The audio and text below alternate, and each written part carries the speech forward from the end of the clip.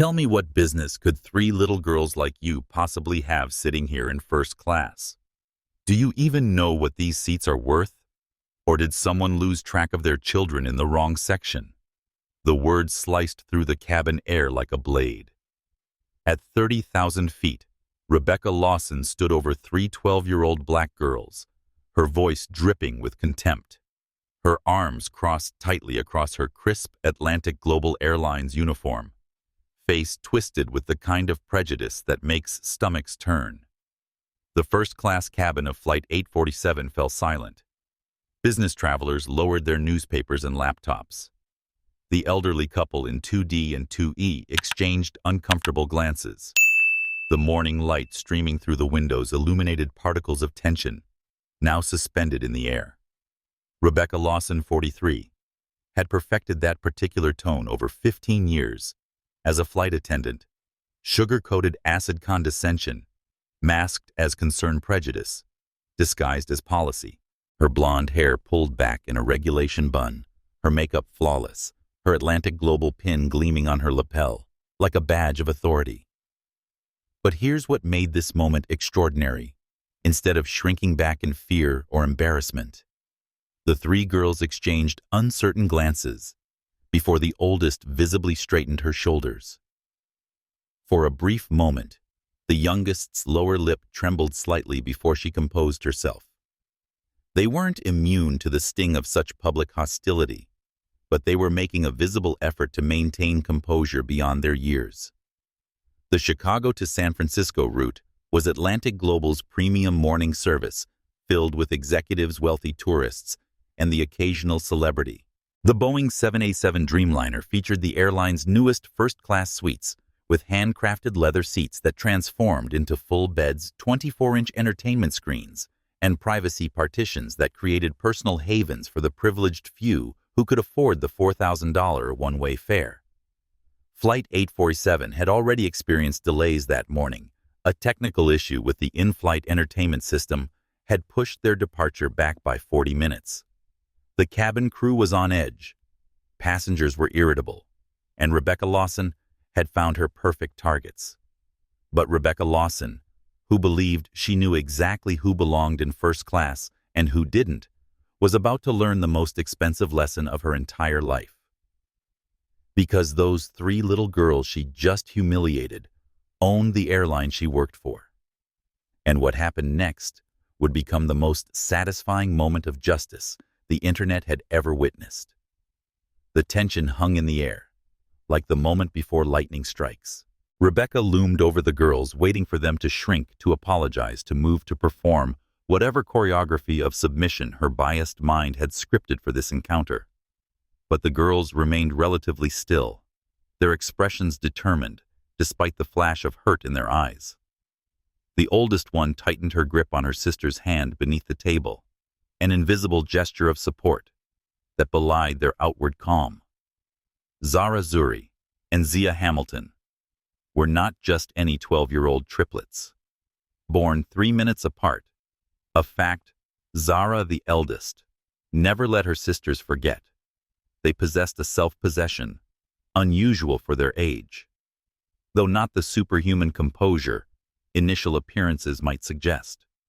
Dressed in matching navy blazers with the crest of Westlake Academy embroidered on the pockets, they looked like what they were: exceptional young women being raised with exceptional care. But each sister was distinctly her own person. Zara, born first at 6:17 a.m. on April 12th, carried herself with a natural authority that sometimes masked her own insecurities. Her hair was styled in neat box braids that framed a face often serious in repose, but quick to break into a strategically deployed smile. Among the triplets, she was the diplomat, the one who could read a room and knew exactly when to speak, and when silence was the more powerful choice. Even now, facing Rebecca Lawson's contempt, Zara's eyes were calculating, measuring the flight attendant, assessing exactly what kind of situation they were in, though the rapid tapping of her foot against the floor betrayed her inner tension. Zuri, the middle triplet, by exactly 3 minutes, was the quietest, but perhaps the most observant. Where Zara saw people and politics, Zuri saw patterns and systems. Her fingers were never far from her tablet, which she used to document everything, a habit that had started as a way to keep track of her observations and had evolved into something more purposeful. Her hair was styled in two puffs, and behind her glasses were eyes that missed nothing. As Rebecca Lawson stood over them, Zuri's hand had already moved slightly toward her backpack where her tablet waited, though it shook almost imperceptibly. And then there was Zia, the youngest by another 3 minutes. Where Zara had strategy and Zuri had observation, Zia had something less definable, but perhaps most powerful intuition that bordered on wisdom. Her hair was styled in a crown of twists, and her eyes held a depth that often startled adults who took the time to really look. Zia said the least, but somehow always managed to say the most important thing at exactly the right moment. Even now, as her sisters maintained composure, a careful observer would have noticed her blinking back tears, quickly wiping her eyes when she thought no one was looking. The Triplets were en route to San Francisco for the National Young Leaders Conference, where they would be presenting their project on educational equity, a sophisticated analysis that had already earned them recognition from the governor of Illinois. Their father had arranged first-class tickets, not as a luxury, but as a necessity. They needed to prepare during the flight, and Coach simply wouldn't provide the space or quiet they required. Not that they would have explained any of this to Rebecca Lawson. The Hamilton triplets had been raised with a singular philosophy by their parents. Your dignity isn't something others can take from you. It's something you carry within. And right now, they were trying their best to carry it despite the hurt and confusion swimming beneath their controlled expressions. Their tablets held their presentation materials, their carefully researched statistics, their polished slides work that reflected months of effort. Their matching monogrammed backpacks, gifts from their grandmother on their last birthday, contained identical emergency kits. Their mother's insistence, snacks, medication, contact information, and a small amount of cash. Everything meticulously organized, everything prepared for any contingency. Except perhaps for this one, being confronted with such naked prejudice at 30,000 feet with nowhere to go, and no one immediately stepping in to help. But then again, maybe they were prepared even for this. Because Jonathan and Olivia Hamilton had raised their daughters not just with privilege, but with purpose. Not just with opportunity, but with obligation. And most importantly, not just with power, but with the wisdom to know when and how to use it. That wisdom was about to be tested in ways none of them could have anticipated when they boarded Flight 847 that morning. Rebecca Lawson had not always been this person. 15 years ago, when she first pinned the Atlantic Global wings to her lapel, she had been full of genuine enthusiasm for the job. She loved the idea of travel, of service, of being the face of luxury for an airline that prided itself on excellence. But 15 years can change a person, especially when those years are filled with slights, both real and imagined. 15 years of watching others advance while she remained in the same position. 15 years of smiling through exhaustion, of calming irate passengers, of cleaning up other people's messes, both literal and figurative. The breaking point had come 6 months ago. After applying for the senior cabin manager position she'd been coveting for years, Rebecca had been passed over in favor of James Parker, younger, less experienced, but in her mind, part of the airline's new push for diversity. The fact that James was a white male didn't register in her narrative. He represented change, and change had become the enemy. The rejection letter had been filled with corporate platitudes. While your experience is valued, seeking new perspectives, building a forward-looking team. Each word had twisted in her gut like a knife. She had poured her life into Atlantic Global, had sacrificed weekends and holidays, had endured entitled passengers and grueling schedules. And for what? To be passed over for someone who had barely paid his dues. Adding to her professional disappointment, Rebecca's personal life had been crumbling. Her husband of 12 years had left her for a younger woman 6 months earlier, leaving her with a mortgage she could barely afford and a mountain of debt from the lifestyle they had maintained to keep up appearances. The loneliness of her apartment after years of shared life had been almost unbearable. Since then, a pattern had emerged, subtle at first, then increasingly obvious to those paying attention. Rebecca's treatment of minority passengers had taken on an edge, a sharpness in her tone when addressing a black businessman, a scrutiny of boarding passes that seemed reserved for certain passengers, comments about maintaining standards that somehow always seemed directed at those who didn't fit her image of first class. Most passengers didn't complain. Who wants the hassle over what could be dismissed as a misunderstanding or just having a bad day? But the pattern was there, and it had been escalating. Twice in the past month, passengers had filed complaints about her behavior. Both times the issues had been smoothed over with vouchers and apologies. Both times Rebecca had been given coaching that she had nodded through while internally dismissing. This morning had been particularly difficult. A text message from her ex-husband informing her that he would be late with the alimony payment. Again, a notice from her landlord about a rent increase, and rumors circulating through the crew lounge about another round of layoffs coming as part of the airline's restructuring. As she boarded Flight 847, Rebecca Lawson was a pressure cooker of resentment looking for a release valve. And then she had walked through first class during boarding and seen them 3 young black girls dressed in school uniforms occupying space she had unconsciously reserved for a different kind of passenger. She hadn't acted immediately. She had gone through the pre-flight checks, had helped passengers with their bags, had performed all the choreographed pleasantries of departure. But the sight of those girls had lodged in her mind like a splinter, irritating and impossible to ignore. Now standing over them with her arms crossed and her words hanging in the air, Rebecca felt a perverse satisfaction. This was her domain, her small kingdom at 30,000 feet. Here at least, she still had authority. Here she could still enforce the natural order as she saw it. What she couldn't see, blinded by her own prejudice, was that she was making the biggest mistake of her professional life. A mistake that would cost her not just this job, but any hope of working in the industry again. A mistake that was already being recorded, documented, and would soon be witnessed by millions. Rebecca Lawson was about to become infamous for all the wrong reasons, and she had no idea.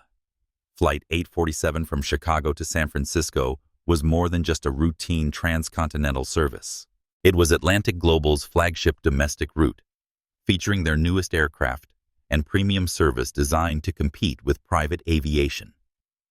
The morning departure was particularly popular with business travelers, allowing for meetings in the afternoon and a potential return the same day. Among those business travelers was Maria Gonzalez, 35, Atlantic Global's newest board member.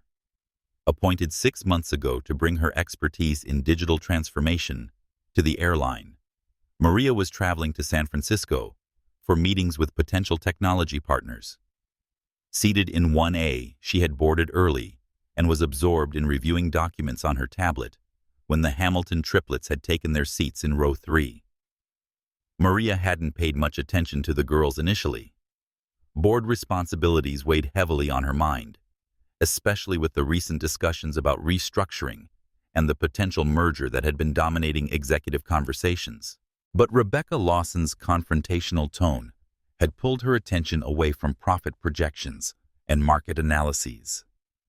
Now, watching the interaction unfold, something about the triplets tugged at her memory. She had seen them before, but couldn't quite place where. Seated across the aisle in 3D was Thomas Reynolds, 40, a technology journalist, known for his incisive reporting on diversity issues in the tech industry. His latest series of articles, examining transportation inequality, had been nominated for a prestigious award, and he was heading to San Francisco to interview several rideshare executives about their accessibility policies. Reynolds had noticed the triplets immediately, not because of their race, but because of their obvious poise and the careful way they had organized their workspace across their seats. He had been impressed by their focus and had made a mental note about how young people continued to surprise him with their maturity.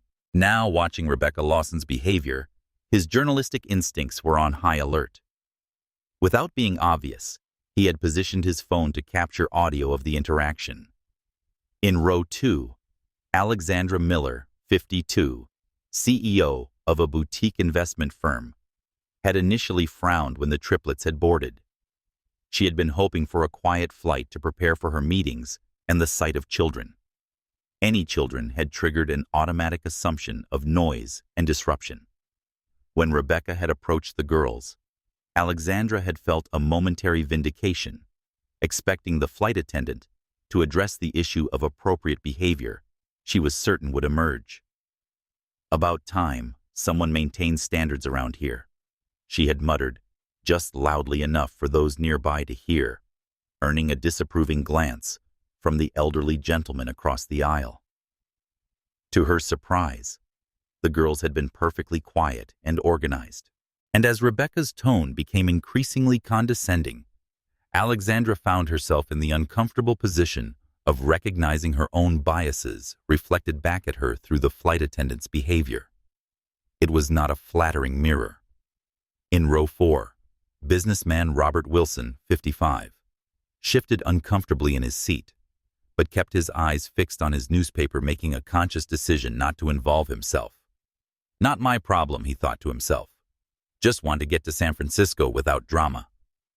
His deliberate disengagement represented the silent majority of passengers who noticed the situation but preferred not to get involved.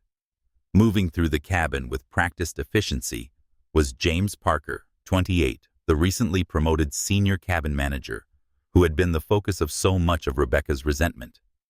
James noticed the confrontation developing but hesitated to intervene. Rebecca was technically under his supervision, but she had 15 years of seniority and a reputation for making life difficult for anyone who challenged her. The politics of the situation were delicate, and he was still finding his footing in his new role. As a white man from a working-class background who had worked his way up from baggage handler to flight attendant to management, James was acutely aware of both his privilege and his responsibilities. But his confidence in using his authority was still developing, and Rebecca intimidated him on a personal level that he was reluctant to admit. The rest of the first-class cabin held the usual mix of passengers, a tech entrepreneur in rumpled designer clothes tapping furiously on his laptop, an elderly couple celebrating their anniversary with a trip to wine country, a famous actress hiding behind sunglasses and a baseball cap, hoping to avoid recognition, a surgeon traveling to give a lecture at a medical conference. All of them had paid premium prices for premium service. All of them were now unwilling witnesses to something none of them had signed up for, a tense confrontation charged with racial undertones that was becoming increasingly difficult to ignore. The plane itself seemed to hold its breath. The usual white noise of air circulation and distant engine hum felt muted somehow, as if the aircraft too was waiting to see what would happen next. In the cockpit, Captain Gregory Ramirez and First Officer Sarah Bennett were completing their final checks before pushback. They were unaware of the situation developing in first class, focused on weather patterns and fuel calculations, and the slight delay they were already experiencing due to the technical issues. None of them not Maria Gonzalez, with her board responsibilities, not Thomas Reynolds, with his journalistic instincts, not Alexandra Miller, with her uncomfortable self-recognition, not James Parker, with his political hesitations. Not even Captain Ramirez and First Officer Bennett had any idea that Flight 847 was about to become the center of a social media firestorm, a corporate crisis, and a powerful lesson in dignity that would be discussed for years to come. The stage was set. The players were in position, and Rebecca Lawson, still standing over the Hamilton triplets, with contempt etched into every line of her face, was about to deliver her next line in a performance she would soon regret with every fiber of her being. "I'm waiting for an explanation." Rebecca pressed her voice honey-coated venom. "These are premium seats meant for premium passengers." Zara Hamilton looked up from her tablet, her expression composed, but her eyes betraying a flicker of hurt that belied her 12 years. She didn't rush to respond, didn't show the nervousness Rebecca was clearly expecting. Instead, she paused, a technique she'd learned from watching her father in difficult negotiations, though her rapidly bouncing knee under the table revealed her true anxiety. "We're here on business," Zara said quietly, her voice steady, despite a slight crack at the end. "Family business." Rebecca's eyebrows shot up, the professional smile remaining fixed on her face while her eyes narrowed. Family business. In first class. The emphasis she placed on family made it clear what she was really questioning. Her gaze swept over the girls' matching blazers, their neat appearance, the school crests on their pockets, all of which she seemed to dismiss as somehow fraudulent. "May I see your boarding passes, please?" The question was phrased politely, but the tone left no doubt. This was a challenge, not a request. Zuri, the middle triplet, reached into her tablet case and produced 3 boarding passes, handing them over without comment. Her face remained neutral, but beneath the table, her right foot tapped twice against Zara's, their private signal that she was documenting this interaction. Zara responded with a nearly imperceptible nod. Rebecca took the boarding passes and made a show of examining them, turning them over, holding them up to the light, as if checking for counterfeits. Passengers in nearby seats began to take notice, the uncomfortable energy of the confrontation, impossible to ignore, in the confined space of the aircraft cabin. Hamilton. Rebecca read aloud, looking from the boarding passes to the girls and back again. 3 first-class tickets. Quite expensive. The implication hung in the air that something wasn't adding up, that there must be some mistake or deception at play. Zia, the youngest triplet, felt a tremor start in her hands. Not from fear, but from a complicated mixture of emotions. Indignation at being questioned, sadness at encountering such blatant prejudice, and a strange sort of pity for the woman who had no idea what she was revealing about herself. Under the table, she pressed her palms together to steady them, taking a deep breath, the way her mother had taught her. But a tear escaped despite her efforts. She quickly wiped it away, hoping no one had noticed. "Our tickets are in order," Zia said, her voice quieter than Zara's, and with a slight tremor. "As you can see." Rebecca's mouth tightened at the corners. She clearly hadn't expected such composure from children, especially children she had already decided didn't belong in her domain. The lack of intimidation seemed to frustrate her further. "Well," she said, handing the boarding passes back with obvious reluctance, "these appear to be valid, but I'll need to verify with the system. First class has certain standards." The pause before standards carried a weight of insinuation that made several nearby passengers shift uncomfortably in their seats. "I'm sure they're perfectly valid," spoke up the elderly gentleman in 2C, his Boston accent carrying clearly. "These young ladies have been nothing but well-behaved since boarding." Rebecca's head snapped toward him, surprised by the intervention. "Sir, I'm simply following protocol for unaccompanied minors in premium cabins." "Doesn't look like protocol to me," the man muttered, but he didn't press further. Thomas Reynolds, the journalist in 3D, had already activated the voice recording app on his phone, placing it casually on his tray table.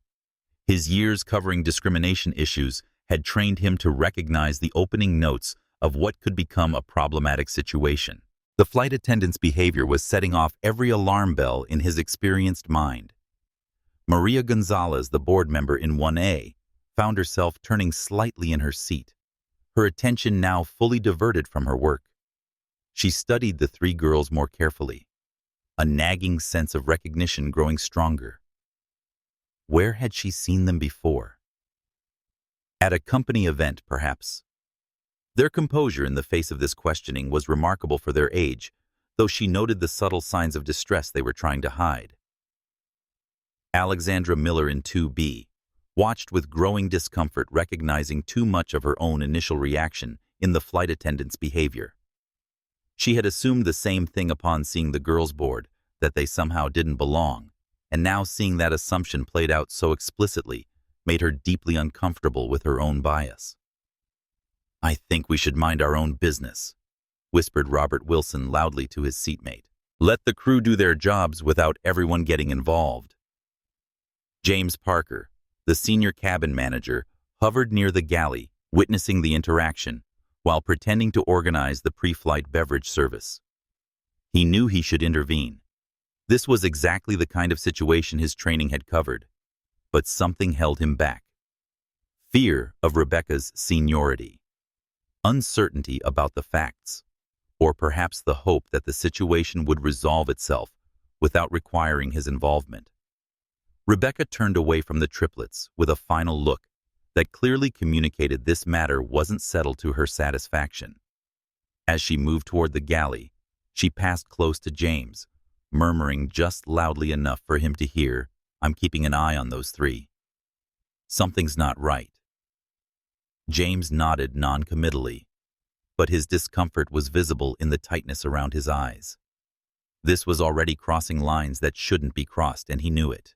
Back at their seats, the Hamilton triplets huddled closer together, their public composure momentarily giving way to private vulnerability.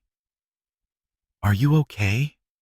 Zara whispered to Zia, noticing her youngest sister's reddened eyes. Zia nodded, though her lower lip trembled slightly. "She reminds me of Mrs. Peterson," she whispered back, referencing a teacher who had consistently underestimated them in 4th grade. "Should we text Mom?" Zuri asked, her voice barely audible, tablet still hidden discreetly in her lap. Zara considered for a moment, then shook her head. "Not yet. Let's see what happens next." Dad's in important meetings today.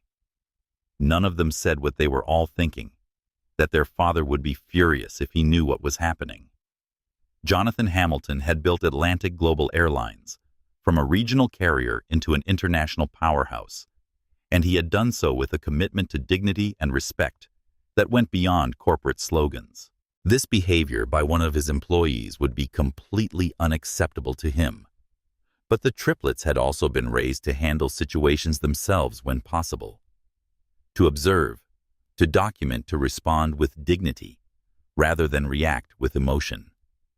So for now, they would wait and watch, and maintain the composure that already set them apart from most adults, let alone most 12-year-olds.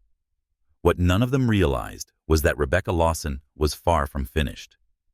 Her brief retreat to the galley was merely the calm before a storm of prejudice that was about to break over Flight 847, transforming a routine morning flight into a defining moment for everyone on board.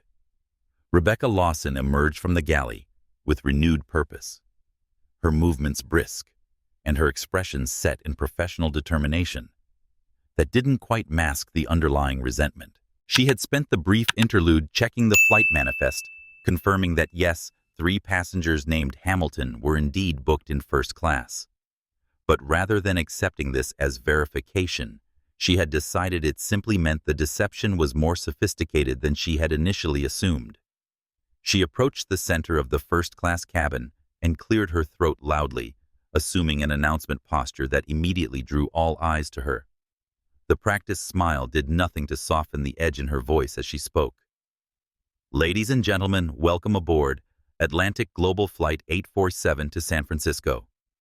As we prepare for departure, I need to conduct some additional verification procedures for certain passengers. Please bear with us as we ensure all our documentation is in order."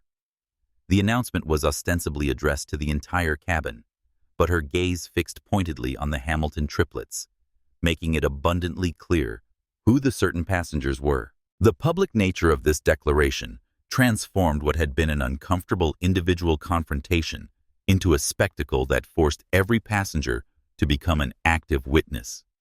Zara straightened imperceptibly in her seat, her chin lifting a fraction of an inch, a subtle but unmistakable signal that she recognized the escalation and was prepared to meet it.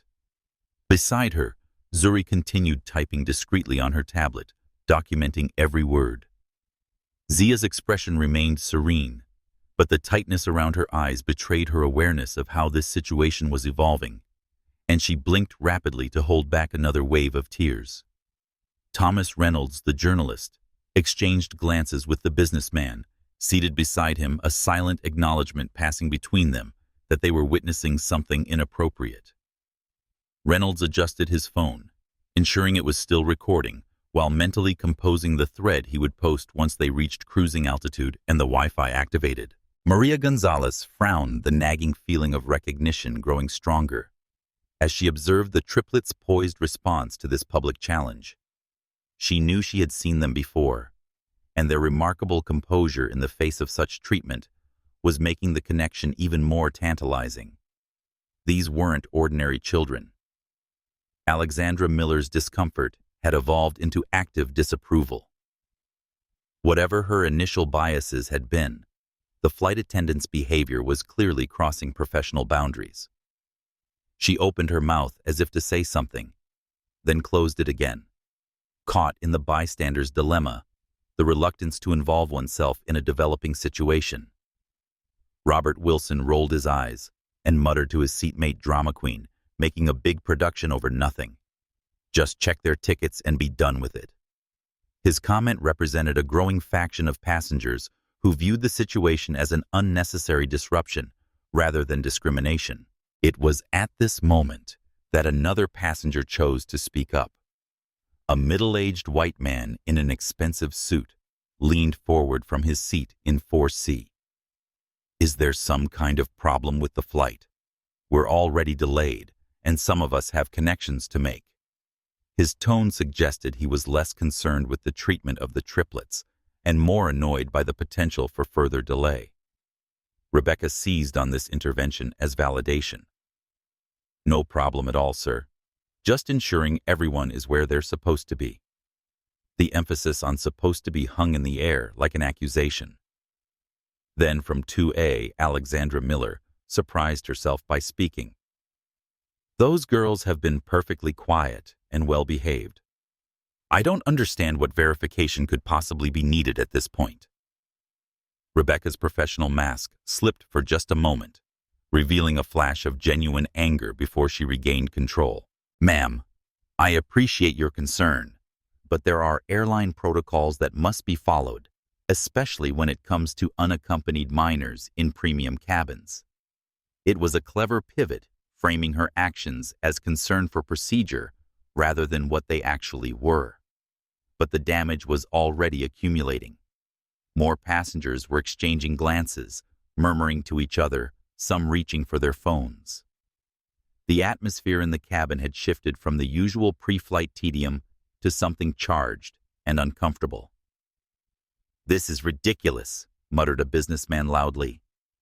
"Just let them be. They're not bothering anyone. If they were 3 white kids, would we be having this conversation?" asked another passenger pointedly. "Oh, please. Not everything is about race," Robert Wilson shot back. "Maybe she's just doing her job. Everyone's so quick to cry discrimination these days." The cabin was dividing into factions, and the Hamilton triplets found themselves at the center of a brewing confrontation they hadn't sought. From her seat near the window, Zia Hamilton finally spoke, her voice soft, but perfectly audible in the tension-filled cabin. "We aren't unaccompanied minors according to airline policy. We're 12, and Atlantic Global's own rules state that children 12 and older may travel unaccompanied in any cabin class." The precision of this knowledge, coming from someone Rebecca had already dismissed as not belonging, visibly rattled the flight attendant. She hadn't expected to have her own airline's policies quoted back to her by a child she was attempting to intimidate. "That's correct in general." Rebecca recovered quickly, but there are additional verification procedures for premium cabins, especially when the booking patterns are unusual. What's unusual about our booking? Zara asked, her tone polite but firm, though her voice cracked slightly with emotion. 3 passengers, 3 tickets, 3 seats. Seems straightforward to me. A few passengers chuckled at this logical response, which only served to heighten Rebecca's visible frustration. She was losing control of the narrative she was trying to establish, and she knew it. In the galley, James Parker watched with growing alarm. This was escalating beyond a simple misunderstanding into something that could easily become a public relations issue for the airline. He knew he should step in, but Rebecca's 15 years of seniority and the complex politics of crew hierarchy kept him frozen in indecision. I should say something, he thought to himself. This isn't right. But then he rationalized. She's been here longer. Maybe there's something about this situation I don't understand. Maybe there's a legitimate protocol issue here. His internal dialogue revealed his struggle between doing what was right and avoiding conflict. Rebecca, sensing her authority slipping, decided to double down. I'll need to see some additional identification, she announced, addressing the triplets directly now. School IDs, perhaps? Or are your parents' contact information available? It was a transparent attempt to reassert control, to place the triplets in the defensive position of having to prove themselves worthy of the seats they occupied. The implication that their presence required parental validation was impossible to miss.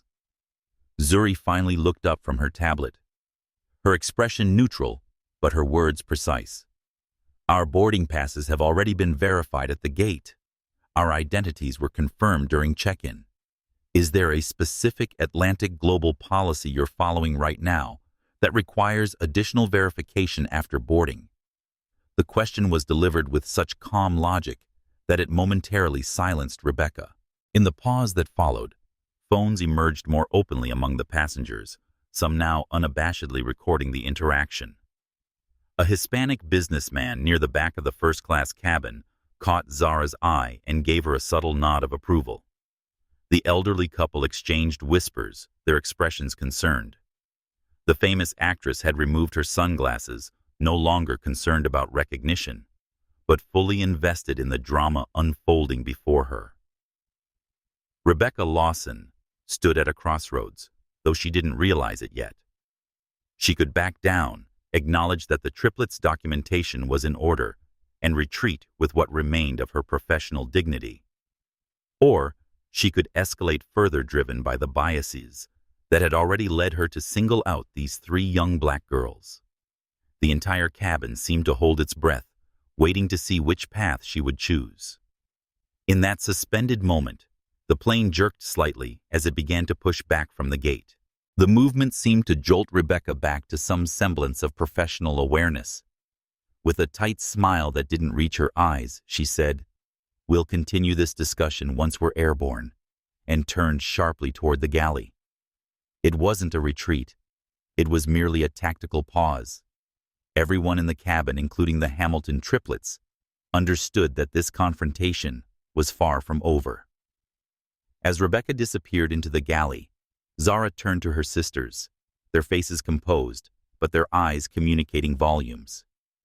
Phase 2. Zuri murmured, her fingers still moving across her tablet screen. Zara nodded once. If necessary.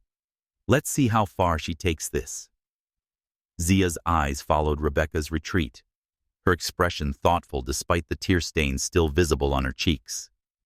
She's afraid, she observed quietly. Not of us. Of what we represent to her. Neither Zara nor Zuri questioned this assessment. Zia's insights into human behavior had proven remarkably accurate over the years. If she said Rebecca was acting from fear, they believed her. As the safety demonstration began, the usual choreographed routine felt oddly disconnected from the real drama that had just unfolded and would soon resume. The Hamilton triplets fastened their seatbelts and stowed their tablets as instructed model passengers in every visible way, even as they prepared themselves for whatever would come next. They didn't have to wait long. As Flight 847 climbed toward cruising altitude, Rebecca Lawson was already planning her next move, unaware that she was digging her professional grave deeper with every passing minute. The seatbelt sign chimed off as Flight 847 reached its cruising altitude of 35,000 feet. The usual rustling of passengers retrieving items and adjusting seats filled the cabin, but an undercurrent of tension remained. The first confrontation had primed everyone to be aware that something unusual was developing, and eyes kept darting toward both the Hamilton Triplets and the galley where Rebecca Lawson had disappeared. It took less than 5 minutes for Rebecca to emerge, her professional smile fixed in place, but tension visible in the set of her shoulders. She began the first-class beverage service with practiced efficiency, moving systematically from the front of the cabin toward the Triplets row. "Good morning, Miss Gonzalez," she said warmly to Maria in 1A. "What may I get for you today? Perhaps our signature mimosa." Maria accepted the beverage with a polite nod, but her eyes remained watchful, tracking Rebecca's progress through the cabin. The contrast between Rebecca's treatment of the adult passengers and what was clearly coming for the Triplets was becoming increasingly obvious to everyone. When Rebecca finally reached row 3, her entire demeanor shifted. The warmth vanished, replaced by a cold formality that bordered on hostility. "Juice or water?" she asked curtly, not bothering with the elaborate beverage options she had presented to every other passenger. "I'd like the cranberry spritzer that you offered to the gentleman in 2C. Please," Zara replied pleasantly, as if she hadn't noticed the difference in treatment, though her voice wavered slightly. Rebecca's smile tightened. "That's an adult beverage selection. The cranberry spritzer is non-alcoholic," Zara pointed out calmly, "as listed in your in-flight menu." There was a beat of uncomfortable silence as Rebecca seemed to wrestle with whether to continue this line of challenge. Finally, she said, "Fine. 3 cranberry spritzers, then." Zuri nodded without looking up from her tablet. "Yes, please." "Actually," Zia interjected softly, "I'd prefer the mint lemonade if that's available." It was a small assertion of individuality, but Rebecca reacted as if it were a major challenge to her authority. "So 2 spritzers and 1 lemonade," she said, with exaggerated patience, as if accommodating this simple request were an enormous inconvenience. Several passengers were now openly watching the interaction, the earlier confrontation having primed them to pay attention to the dynamic between the flight attendant and the young Triplets. It was at this moment that Alexandra Miller from 2B decided to speak up again. "Excuse me," she called to Rebecca, her voice carrying clearly. "I'd like to change my order as well. The mint lemonade sounds lovely." It was a small gesture of solidarity, but its meaning was unmistakable. Rebecca's mouth tightened further as she nodded stiffly in acknowledgement. "I'll have the lemonade too," called out the elderly gentleman in 2C. "And me," added the woman in 2F. Each request felt like a small rebellion against Rebecca's attempt to isolate the Triplets, and her expression darkened with each additional order. "Seriously," muttered Robert Wilson loudly. "Are we really making this into some big protest? It's just a drink order, people." "It's about equal treatment," Thomas Reynolds responded, not bothering to keep his voice down. "These children are being singled out, and that's not acceptable." "Oh, for God's sake," Wilson shot back. "Not everything is a civil rights issue. Maybe she's just busy and simplified their options." The cabin was becoming increasingly divided between those who saw discrimination and those who saw disruption, with the Triplets caught in the middle of a situation that was rapidly spinning beyond their control. As Rebecca moved away to prepare the beverages, Thomas Reynolds leaned slightly toward the Triplets from his seat across the aisle. "You're handling this remarkably well," he said quietly. "I'm Thomas Reynolds, by the way. If you need a witness to any of this, I'm happy to provide one." Zara smiled politely, though it didn't quite reach her eyes. "Thank you, Mr. Reynolds. We appreciate that. I'm documenting everything, Zuri added, tilting her tablet slightly to show a detailed notes app with timestamps and verbatim quotes. Reynolds looked impressed. Very thorough, he commented. Almost like you've done this before. We haven't. Zia said, her voice thoughtful, as she wiped away another tear. But our parents have always taught us to be prepared for situations like this. Before Reynolds could respond, Rebecca returned with a tray of drinks.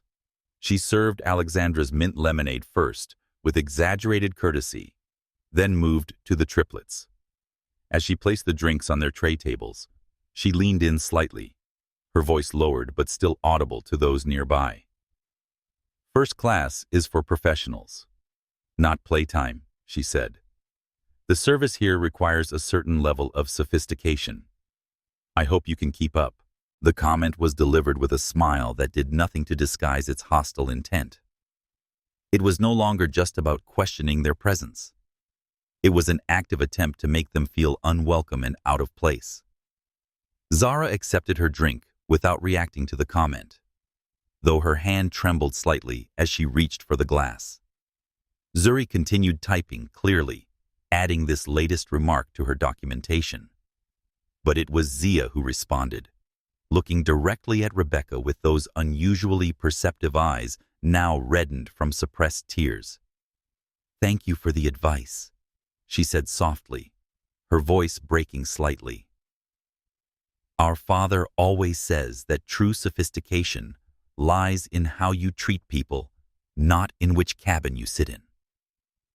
It was a gentle rebuke, delivered without anger, but with a wisdom that made Rebecca flush slightly. She straightened up quickly, moving away without further comment, but the damage was done. More phones were out now, discreetly recording or taking notes. The famous actress had openly positioned her phone on her tray table. The camera clearly pointed toward the ongoing interaction. Maria Gonzalez was frowning deeply, that sense of recognition growing stronger. Something about the youngest triplets' comment about their father had triggered a memory, but she couldn't quite place it yet. She studied the girls more intently, trying to make the connection. In the row behind the triplets, a Hispanic businessman in his 40s finally spoke up. Excuse me, he called to Rebecca's retreating back. I'd like to speak with the senior cabin manager, please. Rebecca turned, her expression momentarily uncertain, before she regained her composure. Is there a problem with your service, sir? Not my service, he replied pointedly, but I have concerns about what I'm observing. It was the first direct challenge to Rebecca's behavior, and it seemed to catch her off guard. She glanced toward the galley where James Parker was visible, pretending to be occupied with catering arrangements, but clearly aware of the developing situation. I'll inform him of your request, Rebecca said stiffly before continuing her beverage service. The businessman caught Zara's eye and gave her a supportive nod. Diego Alvarez. He introduced himself quietly. My daughter is about your age. She would be proud of how you're handling this. Thank you, Mr. Alvarez. Zara responded with genuine gratitude, her voice steadier now with this adult support. As Rebecca completed the beverage service and returned to the galley, the atmosphere in the first-class cabin had transformed.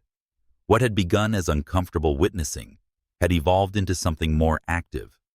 Lines were being drawn, sides were being taken, and Rebecca Lawson, still believing she was merely enforcing what she saw as the natural order, was increasingly isolated in her behavior. In the galley, James Parker finally found his voice.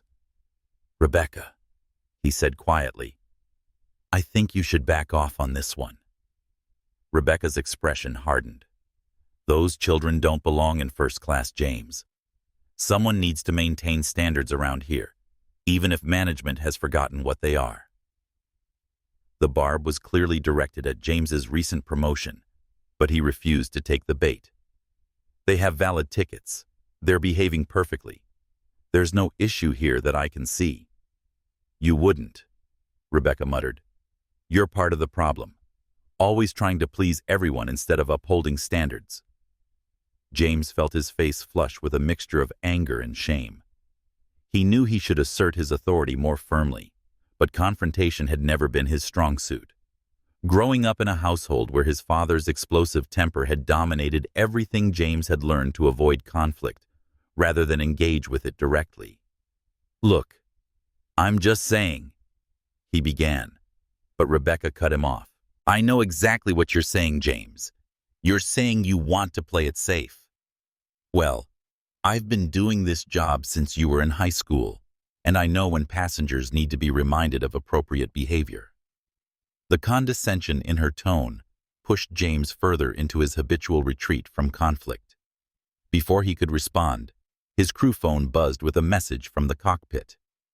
Captain Ramirez wanted an update on the situation in the cabin.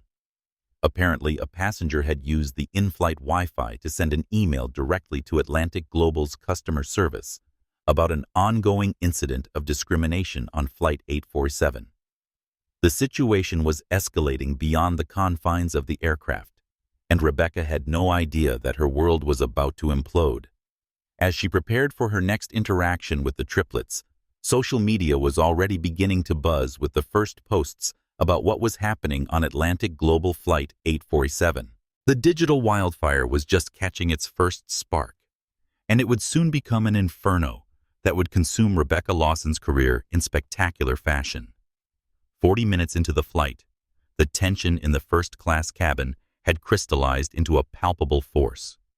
Passengers had divided into clear factions, those openly supportive of the Hamilton triplets, those uncomfortable but unwilling to get involved, and a small minority who seemed to silently support Rebecca's position that the girls somehow didn't belong. Rebecca Lawson had spent the intervening time in the galley, her conversation with James growing increasingly heated, though they both kept their voices low. His attempts to de-escalate the situation were meeting fierce resistance. "This is beyond unprofessional." Rebecca James insisted, finding some courage he didn't know he had. "Whatever your concerns, your behavior toward those children is completely inappropriate. They are not just children." Rebecca countered, her voice tight with suppressed anger. "They're disrupting the first-class experience for legitimate passengers. You're new to management, James. You don't understand how these things work." "What things?" James challenged, his voice rising slightly, despite his intention to remain calm. "Because from where I'm standing, it looks like you're targeting 3 young passengers based on nothing but your own prejudice." Rebecca's face flushed with anger. "Don't you dare accuse me of—" She cut herself off as Diego Alvarez approached the galley, his expression stern. "I asked to speak with the senior cabin manager," he said pointedly. James stepped forward immediately, grateful for the interruption that forced him to assume his professional role. "I'm James Parker, senior cabin manager. How can I help you?" Sir Diego's eyes flicked briefly to Rebecca before returning to James. "I'd like to formally report what appears to be targeted harassment of minor passengers. It's creating an uncomfortable environment for everyone, and I believe it violates your airline's own policies on passenger treatment."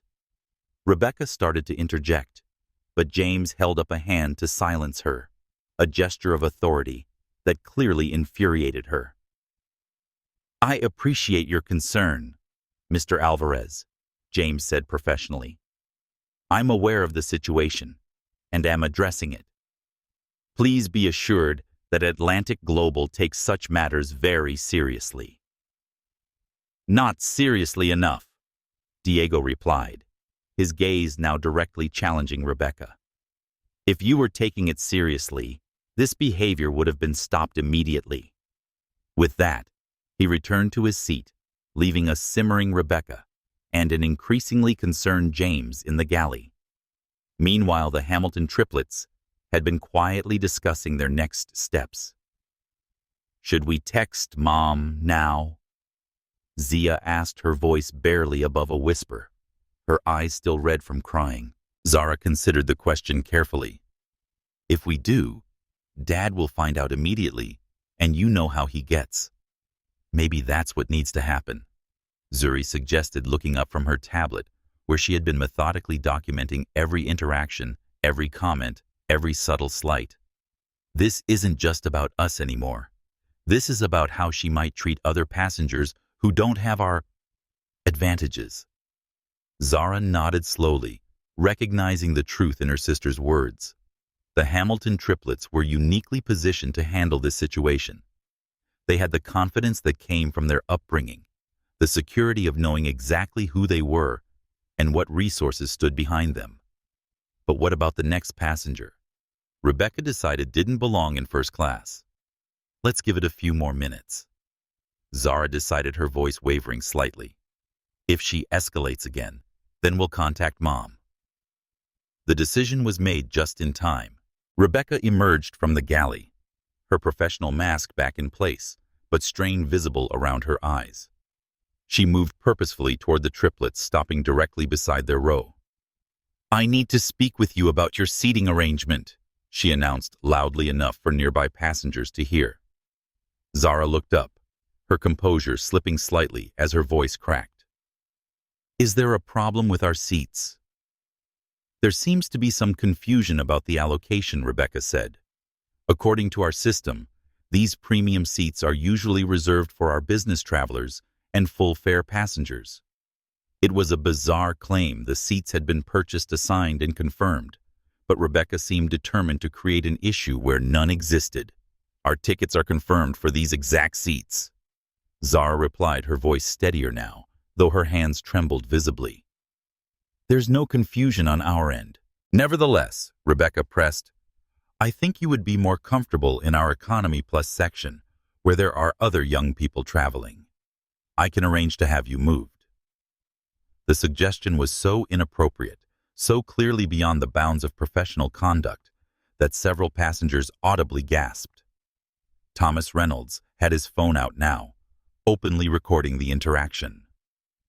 Maria Gonzalez had half risen from her seat, her expression thunderous. But before anyone else could intervene, Zia Hamilton spoke up, her voice clear and steady, despite the tears that had been streaming down her face earlier. "Funny, isn't it?" she said, looking directly at Rebecca, her voice breaking slightly. "How someone's entire day can be ruined by something as small as skin color." The simple observation landed like a lightning strike in the cabin. It named exactly what was happening. What had been happening since the triplets boarded without anger or accusation, but with an insight that cut through all pretense. Rebecca's face went white, then flushed deep red. Her professional demeanor cracked completely, revealing the ugly truth beneath. "Listen here, you little nobodies," she hissed, leaning closer to the triplets, apparently forgetting or not caring that others could hear. "I've worked for this airline for 15 years. 15 years maintaining standards and ensuring quality service for passengers who appreciate it. You think you're so special, so entitled to be here, but you're not. You're nothing." The venom in her voice was shocking, the mask of professionalism completely discarded now. Several passengers were on their feet, phones recording voices raised in protest. Alexandra Miller had pressed her call button repeatedly. Maria Gonzalez was already on her phone typing furiously. Thomas Reynolds had shifted to video recording, capturing every word of Rebecca's meltdown. "This is exactly what I'm talking about," shouted Robert Wilson. "Everyone making a huge scene over nothing. This is why flying is such a nightmare these days. This isn't nothing." The elderly gentleman in 2C shot back. "This is discrimination, plain and simple." "Oh, please," Wilson scoffed. "It's just a flight attendant having a bad day, and everyone's turning it into a race issue." The cabin was now in full uproar, with passengers arguing among themselves, while Rebecca continued her tirade against the triplets. James Parker finally found the courage to intervene, rushing from the galley. "Rebecca, that's enough," he called, moving quickly down the aisle. But Rebecca was too far gone, too consumed by the biases and resentments that had been building for years, and had found their target in 3 young black girls who refused to be intimidated. "You can sit there acting all calm and superior," she continued, ignoring James's approach. "But I've worked here for 15 years. This airline needs me. They can't do without me." The irony was breathtaking. Even as she proclaimed her indispensability, Rebecca was actively destroying her career in front of dozens of witnesses and multiple recording devices. Zara and Zuri remained outwardly calm, though their hands had found each other under the table, fingers interlaced in silent support. Tears were now flowing freely down Zia's cheeks, her earlier composure finally breaking under the sustained attack. "We never said we were special," she said through her tears, her voice still soft, but carrying a weight of understanding that seemed impossible for her years. "We just expected to be treated with the same respect as everyone else." The simple dignity of this response, delivered through obvious emotional pain, seemed to enrage Rebecca further. "Respect is earned," she snapped. "It's not given to people who don't belong." James had reached them now and physically placed himself between Rebecca and the triplets. "Rebecca, you need to return to the galley immediately," he ordered, his voice firm, despite the slight tremor in it. Rebecca glared at him, 15 years of resentment focused into a single look. "You don't give me orders, James. I was flying these skies when you were still in high school. As senior cabin manager, I am instructing you to return to the galley," James repeated, standing his ground despite his racing heart. "This is a direct instruction, and failure to comply will result in immediate disciplinary action." The confrontation had reached its breaking point. The entire first-class cabin was watching, many passengers openly recording now. The atmosphere was charged with tension, with outrage, with the collective witnessing of something that had crossed every line of professional conduct and basic human decency. For a moment, it seemed Rebecca might physically push past James to continue her tirade. But something in his stance, in the unified disapproval emanating from the passengers, finally penetrated her rage. Without another word, she turned and stalked back to the galley, leaving a wake of stunned silence behind her. James turned to the triplets, his expression a mixture of professional concern and personal mortification. "I want to extend my deepest apologies for what just happened," he said quietly. "This behavior in no way reflects the values or policies of Atlantic Global Airlines. I assure you, it will be addressed immediately." Zara nodded her acknowledgement of the apology, her composure cracking as she put an arm around the now openly crying Zia. "Thank you, Mr. Parker. We appreciate your intervention." As James returned to the galley to deal with Rebecca, the cabin erupted into murmured conversations. Several passengers approached the triplets to express support and outrage on their behalf. Diego Alvarez offered his business card, stating clearly that he would be happy to provide a formal statement about what he had witnessed. Alexandra Miller apologized for not speaking up sooner. Thomas Reynolds assured them that he had everything recorded and would make it available to them if needed. In the midst of this sudden support, Zuri caught Zara's eye and nodded once. It was time. With a small sigh, Zara reached for her phone, her hand shaking visibly. "Who are you contacting?" Thomas Reynolds asked, noticing the movement. Zara looked up, her mask of composure finally slipping to reveal the hurt and fear beneath. "Our mother," she said simply. "She should know what's happening." What she didn't say, what none of the triplets revealed, was exactly who their mother was married to, or what was about to happen when Dr. Olivia Hamilton learned that her daughters were being subjected to racist abuse on an airline owned by their father. The storm that had been building was about to break, and Rebecca Lawson, still believing she was the wronged party in this scenario, had no idea of the tsunami heading her way. In the confined galley space, Rebecca Lawson's hands trembled as she gripped the counter-edged knuckles white with tension. The adrenaline of confrontation was giving way to something else.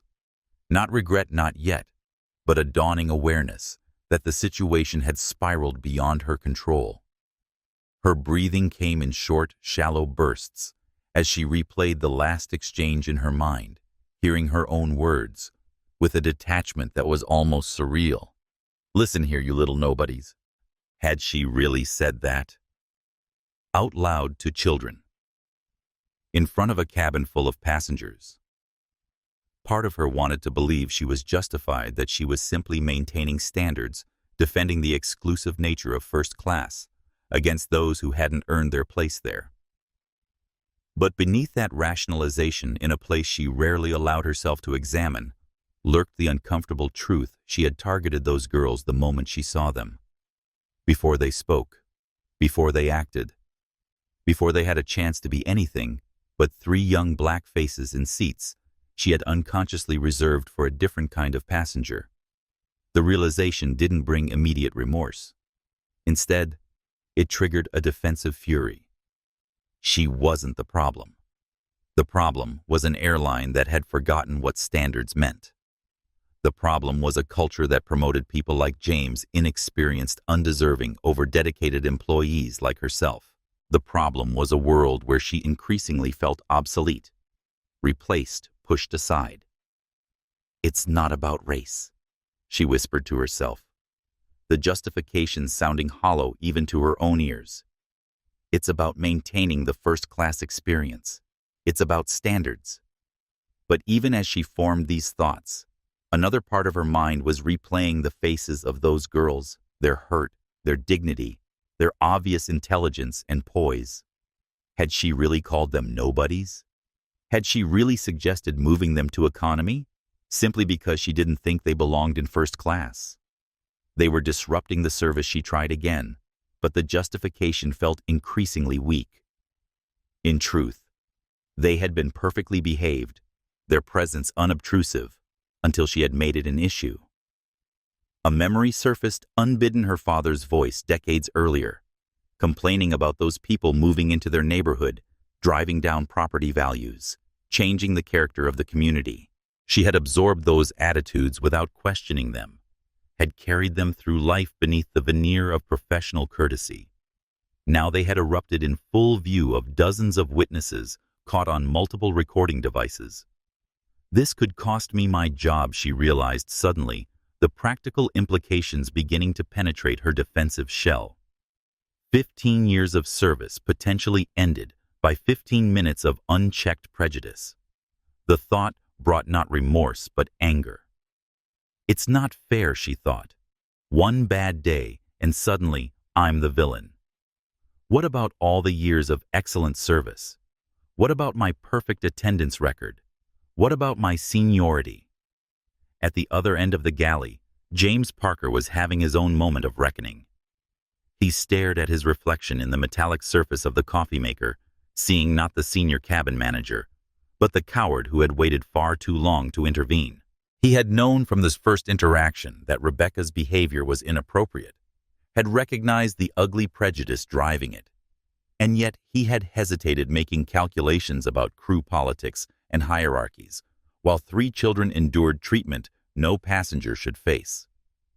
"Some leader," he muttered to himself, the self-recrimination bitter on his tongue. His recent promotion suddenly felt hollow, a title without substance if he couldn't use his authority when it really mattered. His mind drifted back to his childhood, to watching his father berate his mother, while he sat frozen in fear, unable to intervene.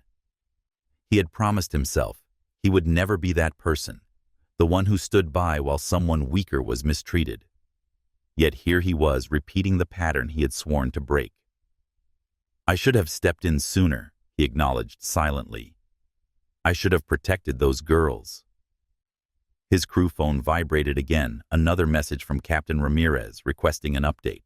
James knew he needed to report exactly what was happening, but he dreaded putting it into words, making official what could no longer be dismissed as a misunderstanding. In their seats, the Hamilton triplets maintained their outward composure, but each was processing the confrontation in her own way. Zara, the strategist, was already thinking ahead to the likely consequences, mapping out scenarios and responses. Her mind worked like their father's, analytical, focused on outcomes, constantly calculating the most effective path forward. She wasn't angry exactly, but she was resolute. This behavior couldn't be allowed to continue, not just for their sake, but for every passenger who might come after them. Under her mask of composure, though, was a 12-year-old girl who was hurt and frightened by the public hostility directed at her and her sisters. "I should have protected them better," she thought, glancing at Zia's tear-stained face. "I should have texted Mom sooner." Zuri the observer continued her meticulous documentation, her tablet now containing a comprehensive record of everything that had transpired since they boarded. Times quotes descriptions of body language and tone, all captured with the precision that was her hallmark. Her apparent detachment wasn't lack of feeling, but rather her way of processing, of transforming a painful experience into data that could be analyzed, understood, and ultimately addressed. But beneath her analytical facade, she was struggling with her own emotions. Why did she hate us on sight? She wondered silently. What did we do to make her so angry? Zia, the empath, felt the weight of the entire cabin's emotions, the outrage of supportive passengers, the discomfort of silent witnesses, the burning resentment emanating from Rebecca, and beneath it all, the fear that drove such hatred. Unlike her sisters, Zia allowed herself to acknowledge the hurt she felt, the sting of being viewed as less than, as not belonging. She breathed through it, accepting the feeling without being defined by it, understanding that Rebecca's behavior reflected Rebecca's limitations, not their worth. But the tears that had finally broken through her composure revealed just how deeply the experience had wounded her. "She doesn't even know us," Zia thought through her tears. "She just saw our skin and decided we didn't belong." Under the table, their hands remained linked, drawing strength from the connection they had shared since before birth. They didn't need to speak to communicate their unified response to this situation. They would not be diminished by someone else's prejudice, but neither would they pretend it didn't hurt. In seat 1A, Maria Gonzalez was experiencing a moment of clarity as the pieces finally clicked into place. The Hamilton triplets. Of course, she had seen them at the company holiday party last December, had even been introduced to them by their father, Jonathan Hamilton, CEO and majority owner of Atlantic Global Airlines. The girls had been wearing formal dresses, then their hair styled differently, which explained why she hadn't immediately recognized them. But now that she made the connection, it was unmistakable. Maria felt a chill run down her spine as she realized the full implications of what she had witnessed.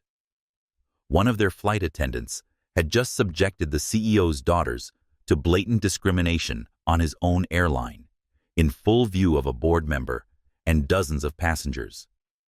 The corporate ramifications would be seismic. The personal ones, knowing Jonathan Hamilton's devotion to his family, would be nuclear. She reached for her phone, hesitated, then set it down again. This wasn't her intervention to make. Not yet. The girls were handling the situation with remarkable poise, and something told Maria they had a plan of their own. Across the aisle, Thomas Reynolds was reviewing the footage he had captured, his journalist's mind, already composing the article that would accompany it. Discrimination at 30,000 feet. How 3 young passengers exposed airline prejudice. As a technology journalist who had increasingly focused on issues of bias in customer service, this was exactly the kind of story he had been tracking. The footage was damning the narrative, compelling the visuals, powerful.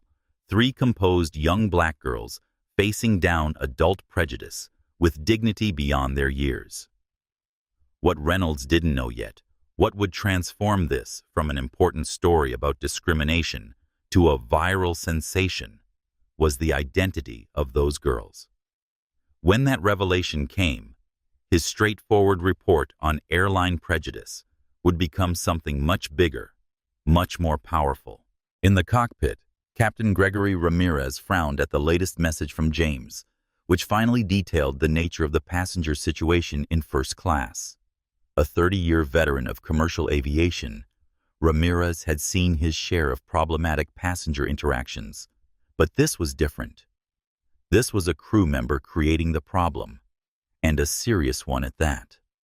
Racial incident involving F.A. Lawson and minor passengers in first class. The message read, "Situation contained for now, but may require intervention upon landing. Multiple passengers recording." Ramirez exchanged a glance with First Officer Bennett, who had read the message over his shoulder. "This is bad," he said simply. "Really bad."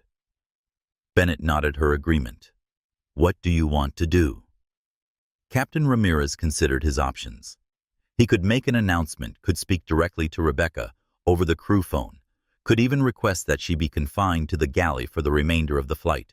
But any action he took now would only draw more attention to a situation that was already spiraling out of control. "Let's get an update from James every 15 minutes, he decided. "If the situation escalates further, I'll speak directly with the passengers involved. For now, I want to make sure we have all the facts before we take official action." Bennett nodded again, though her expression suggested she might have preferred more immediate intervention. As the first black female pilot at Atlantic Global, she had her own experiences with the kind of bias apparently being displayed in the cabin. But she respected the captain's authority and his caution in gathering complete information before acting. What none of them? Not Rebecca in her defensive fury. Not James in his belated resolve. Not the triplets in their composed response. Not Maria in her dawning recognition. Not Thomas in his journalistic focus. Not even Captain Ramirez in his professional concern fully grasped. Yet, was how quickly the situation was expanding beyond the confines of Flight 847. Zara's text to her mother had set in motion a chain of events that would soon reach the highest levels of Atlantic Global Airlines. And as the in-flight Wi-Fi enabled more passengers to share what they were witnessing, social media was beginning to light up with the first mentions of #Flight 847 and #Atlantic Global scandal. The private moments of reckoning happening throughout the aircraft were about to become very public indeed, and the consequences would be swift, severe, and ultimately transformative. Dr. Olivia Hamilton was in the middle of reviewing patient charts when her phone buzzed with a text message. As chief of pediatric surgery at Chicago Memorial Hospital, she rarely checked personal messages during work hours, but the special tone, 3 short pulses followed by a longer one, indicated a message from one of her daughters. That warranted an immediate exception. The message was from Zara, and its brevity spoke volumes. Mom situation on Flight 847. Flight attendant targeting us, making racist comments. Multiple witnesses recording. Please don't tell Dad yet. We're handling it, but you should know. Zia's really upset. Olivia felt a familiar tightness in her chest, the mixture of maternal concern and controlled fury that arose whenever her children faced discrimination. It wasn't the first time, and she knew with heartbreaking certainty it wouldn't be the last. But on an Atlantic Global flight, the airline her husband had built from the ground up, with a specific commitment to dignity and respect for all passengers. She texted back immediately. "Are you all safe? Do you need immediate intervention?" Zara's response came quickly. "We're safe. No physical threat. Just ugly behavior." Zuri documenting everything. Senior cabin manager finally intervened. "Zia's been crying." The mention of Zia's tears sent a fresh wave of maternal protectiveness through Olivia. Her youngest daughter was the most sensitive of the triplets, the one who felt things most deeply despite her remarkable insights.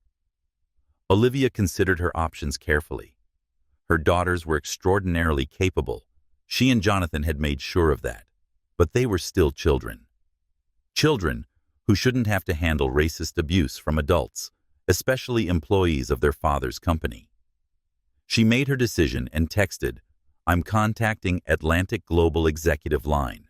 Not bringing your father in yet as requested, but this needs immediate attention. Keep documenting. Love you all. Tell Zia to breathe like we practiced. With practiced efficiency, Olivia located the direct number for Atlantic Global's executive emergency line, a number reserved for major incidents and VIP situations. As the wife of the CEO and a prominent physician in her own right, she had used it exactly twice before, both times for legitimate travel emergencies. The call was answered on the second ring. Atlantic Global Executive Services. This is Marcus Williams. Marcus, this is Dr. Olivia Hamilton. She began, her voice steady, despite the anger simmering beneath it. I need to report an urgent situation on Flight 847 from Chicago to San Francisco. My daughters, the Triplets, are experiencing targeted discriminatory behavior from a flight attendant named Rebecca Lawson. There was a moment of stunned silence before Marcus responded, his tone shifting instantly from professional courtesy to high alert. Dr. Hamilton, I'm extremely sorry to hear this. Can you provide any details about what's happening?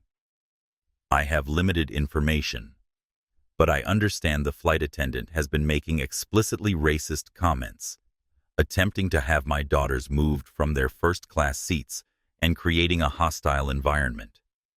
The senior cabin manager has reportedly intervened, but the situation is ongoing. Multiple passengers are recording the interactions. My youngest daughter is particularly upset. I understand, Dr. Hamilton. I'm initiating our incident response protocol immediately. Would you like me to contact Mr. Hamilton, or would you prefer to do that yourself? Olivia hesitated. Jonathan was in the middle of critical merger negotiations. His reaction to learning his daughters were being mistreated would be volcanic, potentially derailing discussions that affected thousands of employees. The Triplets had specifically asked that he not be informed yet. Let's handle this through proper channels first, she decided. Jonathan is in meetings regarding the Pacific West merger. I'll brief him when he's available. For now, I want immediate intervention on that flight. My daughters should not be subjected to one more minute of this behavior. Absolutely, Dr. Hamilton. I'm contacting the flight deck directly and will personally oversee this situation. I'll update you as soon as I have more information. Thank you, Marcus. One more thing, my daughters have indicated they're handling it. Knowing them, they're being remarkably composed. Please ensure that any crew intervening understands they're not to be treated as victims needing rescue, but as young women deserving respect and proper service. Understood completely, Dr. Hamilton. As the call ended, Olivia sat for a moment collecting her thoughts.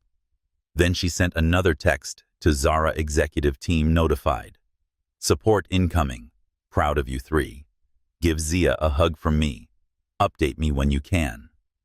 Meanwhile, on Flight 847, the social media momentum was building. Thomas Reynolds had managed to post a carefully edited clip of Rebecca's most recent outburst, with the faces of the Triplets blurred for privacy. But Rebecca's clearly visible. His accompanying text was measured but damning.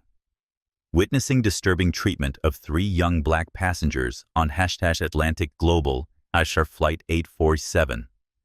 Flight attendant publicly questioning their right to be in first class despite valid tickets. You little nobodies, direct quote. Airline needs to address this immediately. Within minutes, the post had been shared hundreds of times, with commenters expressing outrage and demanding Atlantic Global's response. Several tagged the airline's official accounts, ensuring the social media team would be alerted. "This is why I don't fly anymore," commented one user. Constant discrimination. Another day, another racist incident in the air, added another. When will airlines take this seriously? But others pushed back. Maybe there's more to this story. Everyone's so quick to cry racism these days. Flight attendants have a tough job. Let's not jump to conclusions, wrote another. The polarized reactions mirrored the divided atmosphere in the first-class cabin itself. In that cabin, Maria Gonzalez had finally decided to act on her recognition of the triplets. She rose from her seat and approached their row, keeping her movements casual to avoid drawing attention from Rebecca, who remained in the galley. "Excuse me," she said quietly, leaning slightly toward Zara. "I believe we've met before. At the Atlantic Global holiday party last December, I'm Maria Gonzalez, board member." Zara's expression remained composed, though a flicker of recognition passed through her eyes. "Yes, Ms. Gonzalez. I remember. You were discussing the new terminal design with my father." The confirmation was subtle, but clear, an acknowledgement of their connection, without broadcasting it to the entire cabin. Maria nodded, keeping her voice low. "I want you to know, I'm documenting everything I've witnessed. This behavior is completely unacceptable, and I assure you it will be addressed at the highest levels." "We appreciate that," Zara replied, her voice steadier now with this adult support. "We've already contacted our mother, who's speaking with the executive team." "Good," Maria said, with a small smile of approval. "Is there anything you need from me right now?" Zara glanced at Zia, who was still wiping away tears, then back to Maria. "Just your continued observation, Ms. Gonzalez.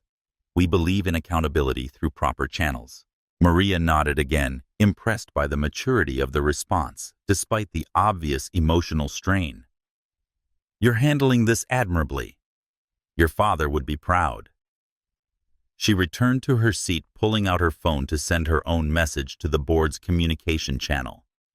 In the cockpit, Captain Ramirez was now receiving messages from multiple sources, James Parker providing updates from the cabin ground control, relaying a priority communication from Atlantic Global headquarters, and now a direct message from Marcus Williams, the airline's chief of staff, classifying the situation as a Level 1 incident requiring immediate attention.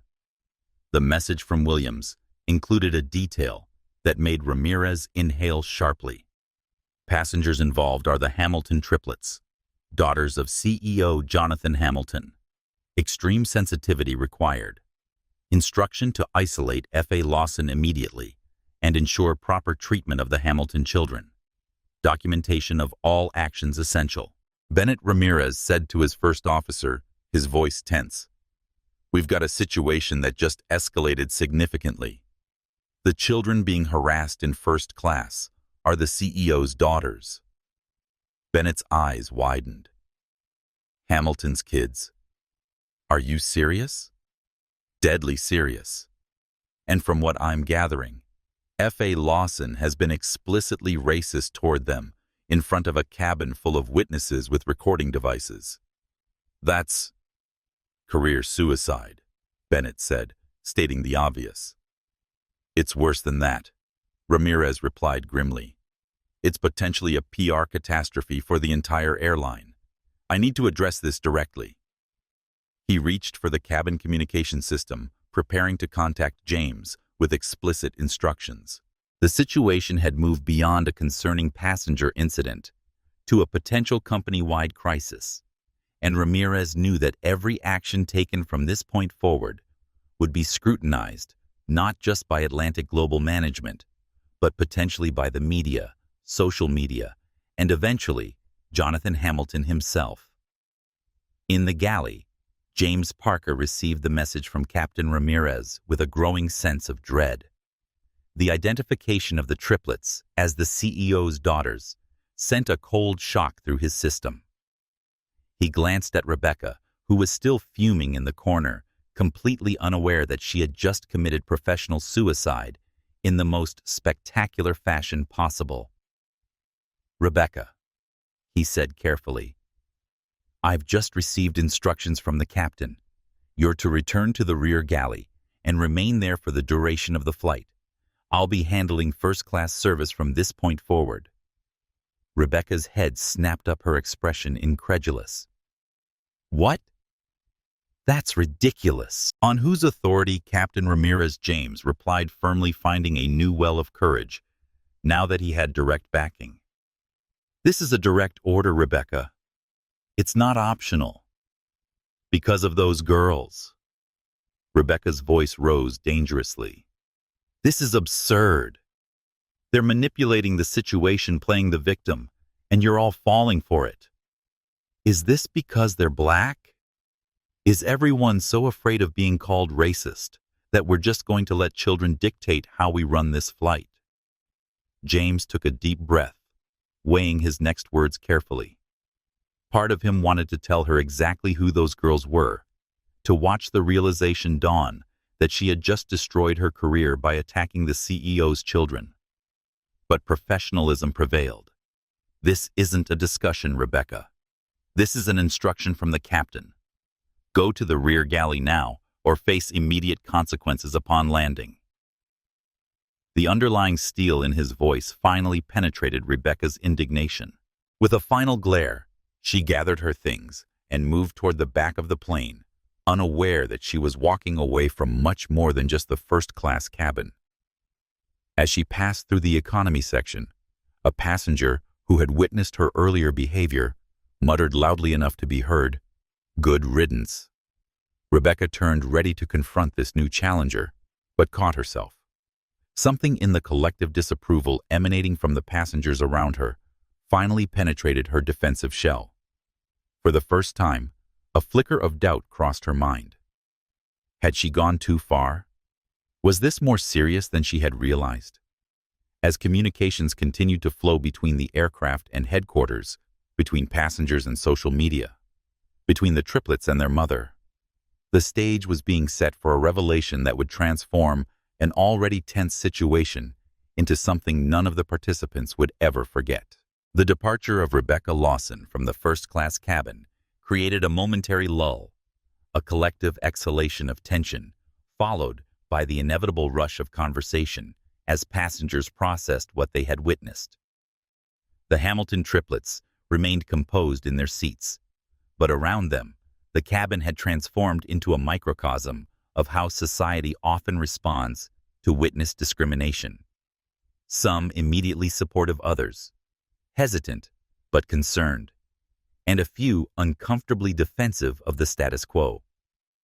Diego Alvarez, the Hispanic businessman who had first requested to speak with the senior cabin manager, had become an unofficial advocate. He moved to the empty seat beside Thomas Reynolds, the two men comparing notes and recordings of what had transpired. "I've got clear audio of everything she said," Reynolds confirmed, keeping his voice low but audible to those nearby, including the "little nobodies" comment and her claim about the airline needing her. "It's all documented." "Good." Diego nodded firmly. "My daughter experienced something similar on another airline last year. I promised myself I'd never be a silent bystander again." Across the aisle, the famous actress who passengers had been pretending not to recognize out of courtesy had abandoned all pretense of anonymity. She leaned forward, addressing the triplets directly. "I'm Amanda Walsh." She introduced herself unnecessarily, her recognizable face having starred in 3 blockbuster films in the past year. "I want you to know, I'm absolutely appalled by how you were treated. I've already contacted my social media team to prepare a statement once we land. This kind of behavior cannot stand."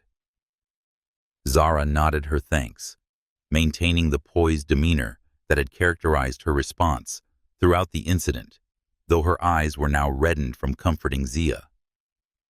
"We appreciate your support, Ms. Walsh." Not everyone was as forthcoming in their solidarity. Robert Wilson, the middle-aged executive who had been dismissive throughout the confrontation, was now engaged in a heated discussion with the passenger beside him. "This is getting blown way out of proportion," he insisted loudly. "So the flight attendant was a bit abrupt now. We're all supposed to act like it's a federal case. This is exactly what's wrong with society today. Everyone's so quick to cry racism." His comment drew sharp looks from several passengers, but it was Alexandra Miller who responded, her voice carrying clearly despite her measured tone. "It wasn't abrupt," she corrected him. "It was targeted and discriminatory." I saw it from the beginning, how differently she treated these children, compared to every other passenger in this cabin. How she questioned their very right to be here despite their valid tickets. That's not service. That's prejudice. Wilson rolled his eyes dramatically. Oh, please. You're just virtue signaling like everyone else. Those kids probably were being disruptive before you noticed. They absolutely were not, interjected the elderly gentleman from 2C. I was watching them from the moment they boarded. They were more well-behaved than most adults on this flight, yourself included. Wilson flushed, but didn't back down. Fine, take their side. Everyone's so afraid of being called racist these days that no one can even suggest. Maybe, just maybe, there's more to the story. We all witnessed the same story Diego Alvarez cut in firmly. There's no alternative narrative here that justifies what that flight attendant did. In another corner of the cabin, a group of business travelers were having a more measured discussion, though still clearly divided. It was inappropriate, no question, said a woman in her 40s. But firing someone over one bad day seems extreme. We all have moments we're not proud of. This wasn't a moment, countered her colleague. This was sustained targeting over nearly an hour, and it was caught on video. The airline has no choice but to take serious action. I just think we should be careful about ruining someone's career based on a single incident, added a third executive. Cancel culture is out of control. It's not cancel culture to hold people accountable for overt discrimination, the second speaker replied with visible frustration. Throughout the cabin, similar conversations were taking place, debates about what constituted racism, what appropriate consequences should be, whether the response was proportionate to the offense. The incident had transformed a random collection of travelers into an impromptu forum on discrimination and accountability. Meanwhile, James Parker moved through the cabin with renewed purpose, his earlier hesitation replaced by a determination to address the situation properly. He approached the Triplets row, kneeling beside them, to speak quietly. I want to personally apologize again for what you've experienced, he said sincerely. Ms. Lawson will remain in the rear galley for the duration of the flight. I'll be handling the service myself. Is there anything specific you need right now? Zuri looked up from her tablet, where she had continued documenting every development. Could you provide the correct spelling of Ms. Lawson's full name and her employee ID number if available for our records? The request, so professional and specific, caught James off guard. These were not typical questions from a 12-year-old passenger. But then again, these were clearly not typical 12-year-olds. I can provide her name, but I'm not authorized to share employee ID numbers with passengers, he replied, recovering his professional demeanor. That's fine. Zuri nodded, turning back to her tablet. Rebecca Lawson, correct. Rebecca Lawson. That's correct. James confirmed, increasingly certain that this documentation was going to matter significantly in the very near future. As James moved away to prepare for the meal service, the elderly couple who had been silently watching the entire drama unfold finally spoke up. The woman with silver hair and kind eyes that had witnessed decades of both progress and persistent prejudice leaned across the aisle toward Zia.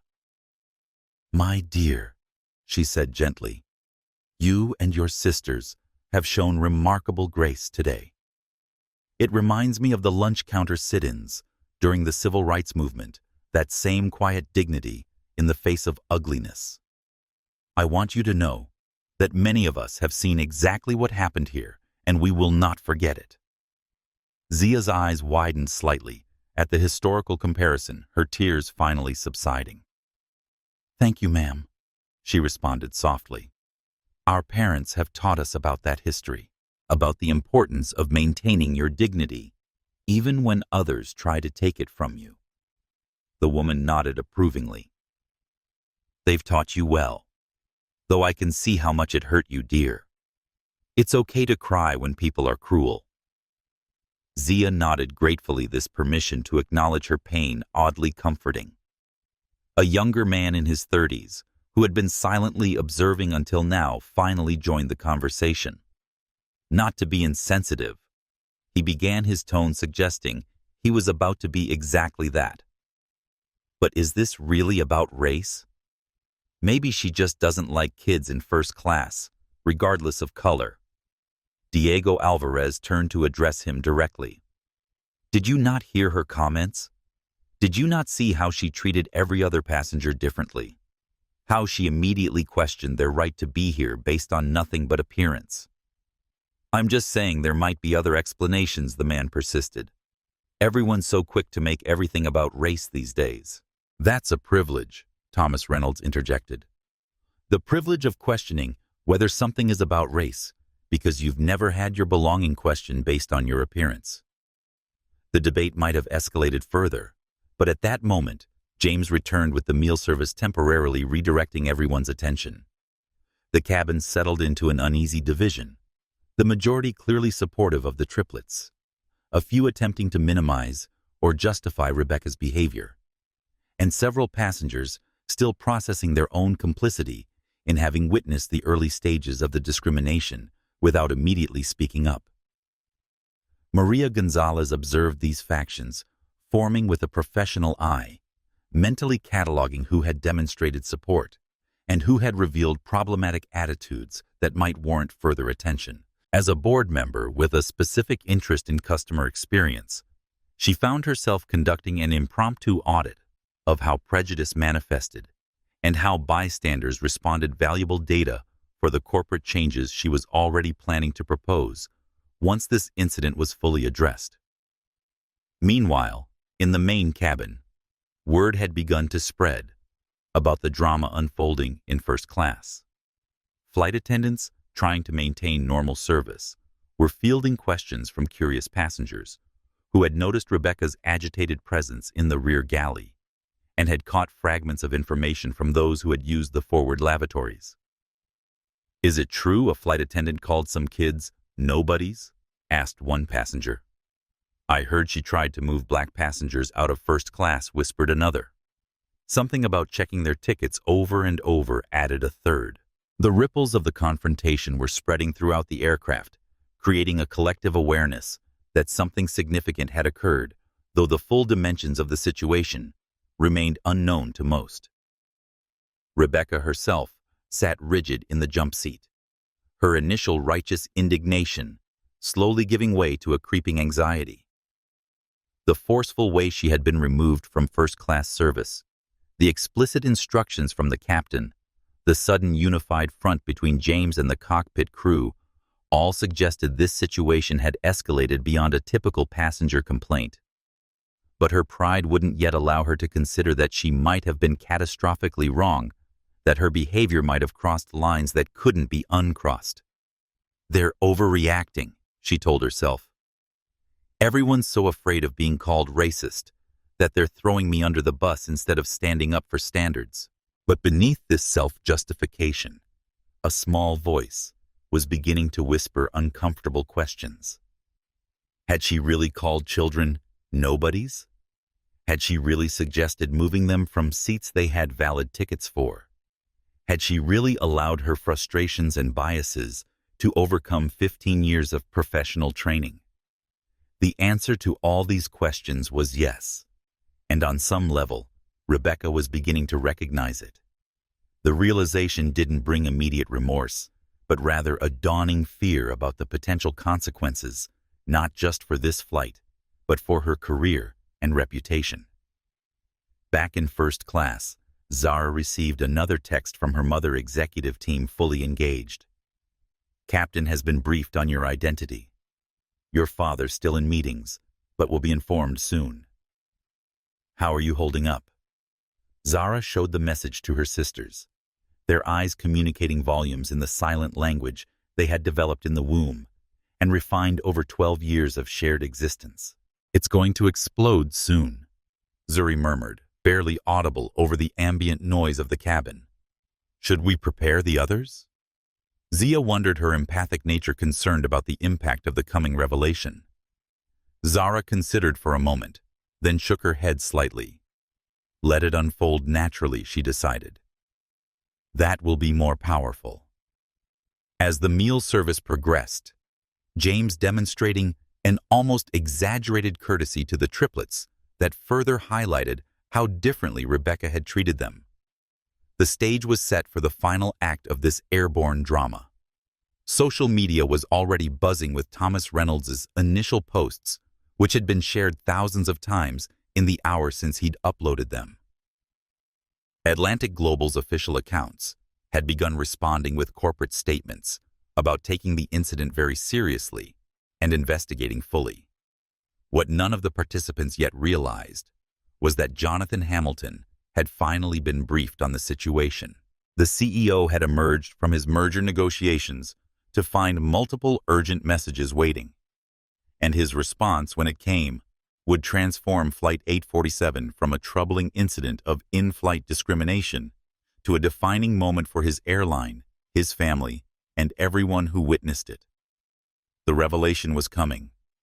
Rebecca Lawson's world was about to implode, and the Hamilton triplets, still maintaining their remarkable composure in seats 3A, 3B, and 3C, were about to demonstrate exactly why they were their father's daughters in more ways than one. Captain Gregory Ramirez had navigated 30 years of commercial aviation with a philosopher's approach to crisis management: assess fully, act decisively, and always prioritize safety over convenience. At 58, with over 22,000 flight hours logged, he had handled equipment malfunctions, medical emergencies, severe turbulence, and the occasional disruptive passenger, all with the steady hand and clear thinking that had earned him the nickname, the Judge, among Atlantic Global pilots. But the situation unfolding on Flight 847 presented a unique challenge. The safety of the aircraft wasn't at risk, but the reputation of the airline. His airline for the past 18 years most certainly was. And the personal element complicated matters immeasurably. He had flown Jonathan Hamilton and his family numerous times over the years, had watched the triplets grow from infants to the composed young women they were becoming. Hamilton wasn't just his boss. He was someone Ramirez genuinely respected for building an airline that prioritized both employee welfare and passenger dignity. "Let me get this straight," Ramirez said to First Officer Bennett, reviewing the cascade of messages that had flooded the cockpit in the past 20 minutes. F.A. Lawson publicly berated the Hamilton triplets, used explicitly discriminatory language, attempted to have them moved from seats they had valid tickets for, and called them little nobodies, all in front of a first-class cabin that includes a board member, a journalist, and multiple passengers recording the interactions. "That's the summary," "Yes," Bennett confirmed grimly.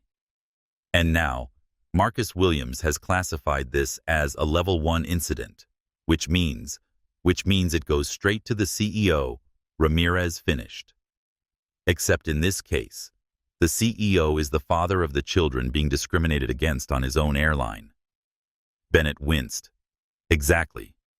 Ramirez pinched the bridge of his nose, a rare gesture of stress from the normally impassive captain.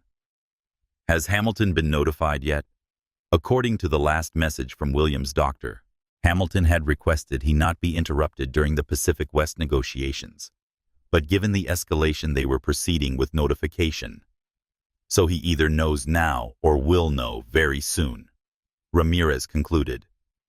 And we need to handle this by the book with full documentation and proper procedure, because every action we take will be scrutinized, not just by executives, but potentially by the media. Bennett nodded her agreement, then asked the question that had been bothering her since they'd learned the identity of the children involved. "Do you think F.A. Lawson knows who they are?" Ramirez considered this for a moment. If she knew, she wouldn't have acted this way.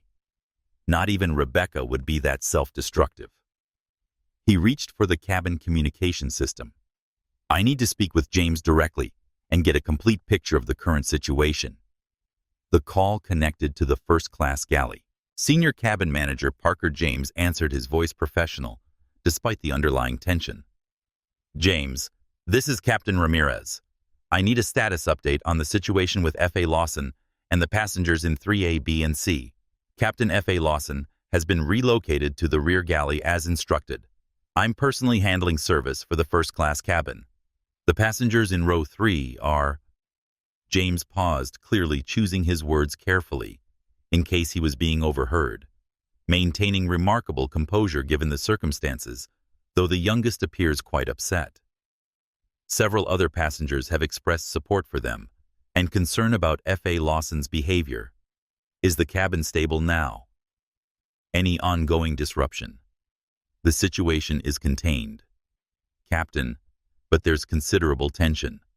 Passengers are divided, with most supporting the children, but a few defending F.A. Lawson or suggesting the situation is being blown out of proportion. No physical disruption, but significant verbal disagreement. Good. Has F.A. Lawson been informed of the identity of the passengers in question? There was a momentary pause before James replied. No, Captain. I followed protocol for passenger privacy. She's aware that the matter has been escalated to your attention, but not the specific reason why. Ramirez considered his next move carefully. Standard procedure would be to maintain that privacy until they were on the ground where the situation could be addressed through formal channels. But this was far from a standard situation, and the potential for further escalation remained, as long as Rebecca believed she was merely experiencing some sort of unfair punishment for what she still saw as appropriate enforcement of standards. The captain was also acutely aware of Atlantic Global's formal discrimination incident response protocols, which he had helped develop after a similar incident 3 years earlier. The procedure called for immediate isolation of the crew member, involved direct communication with affected passengers and transparent acknowledgement of the situation to prevent perception of a cover-up. James, I'm going to make an announcement to the first-class cabin shortly. Before I do, please ensure that F.A. Lawson remains in the rear galley. I don't want her returning to first class under any circumstances for the remainder of the flight. Is that understood? Completely understood, Captain. I'll ensure she remains in position. As the call ended, Bennett looked at Ramirez questioningly. What are you planning to say?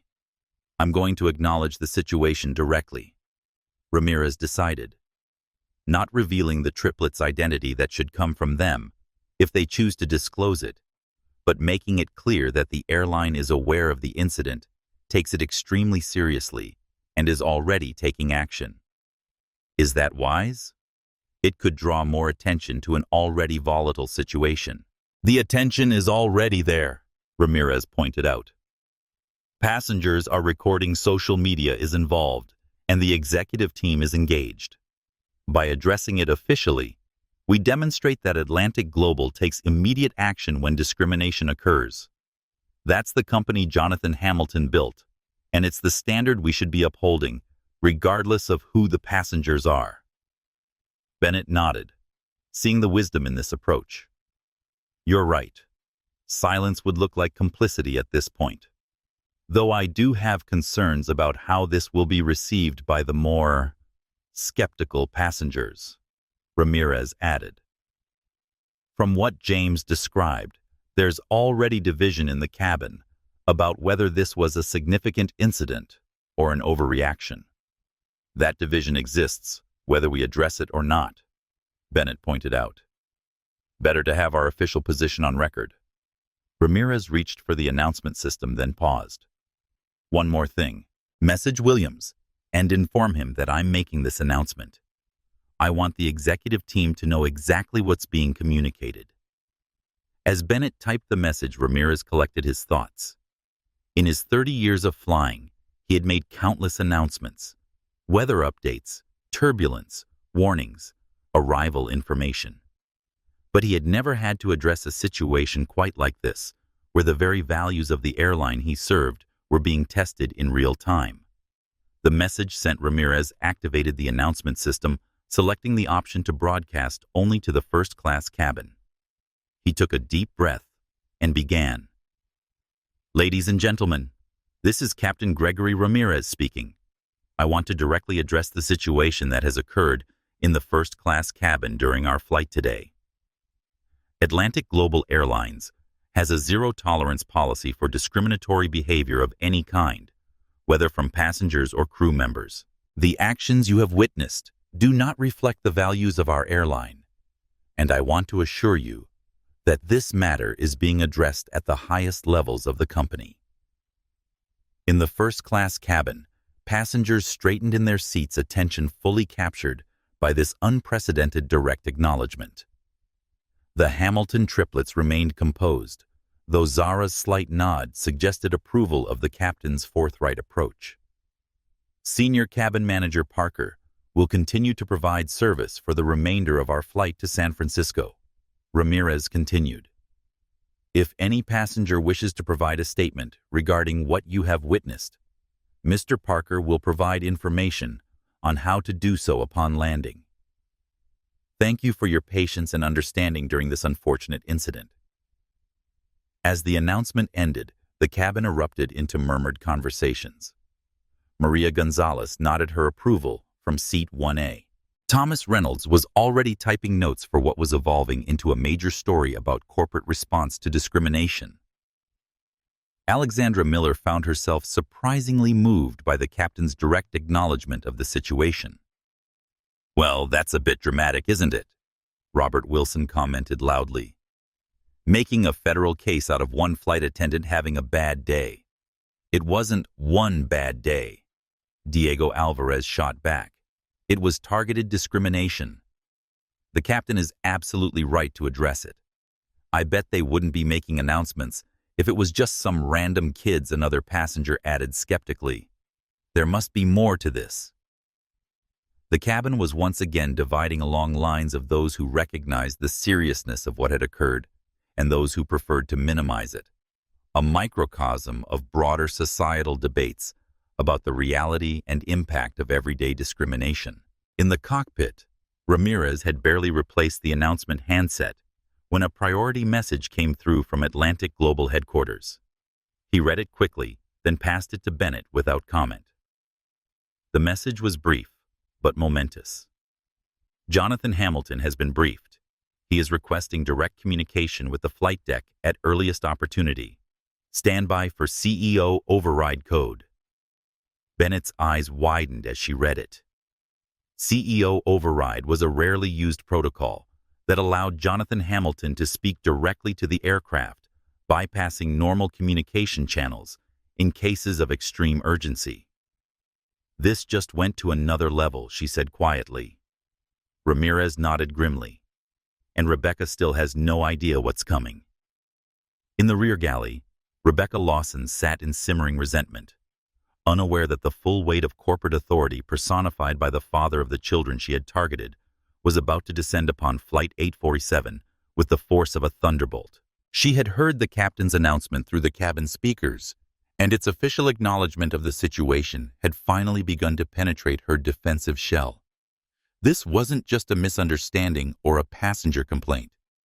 This was being treated as a serious incident by the highest levels of authority on the aircraft. "They're overreacting," she told herself. But the justification rang hollow even to her own ears.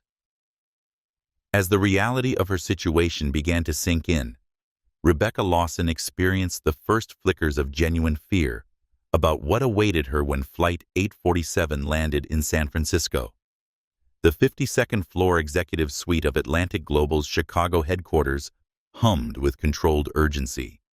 The Pacific West merger negotiations had reached a critical phase with teams of lawyers, financial analysts, and strategy consultants occupying 3 conference rooms across the executive level.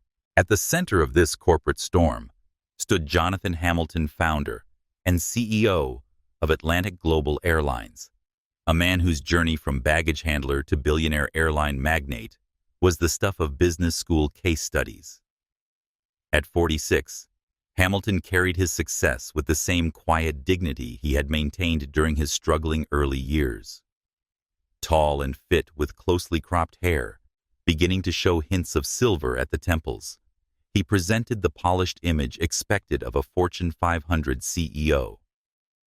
But those who worked closely with him knew that beneath the bespoke suits and carefully modulated public persona was a man of uncommon intensity and unwavering principle.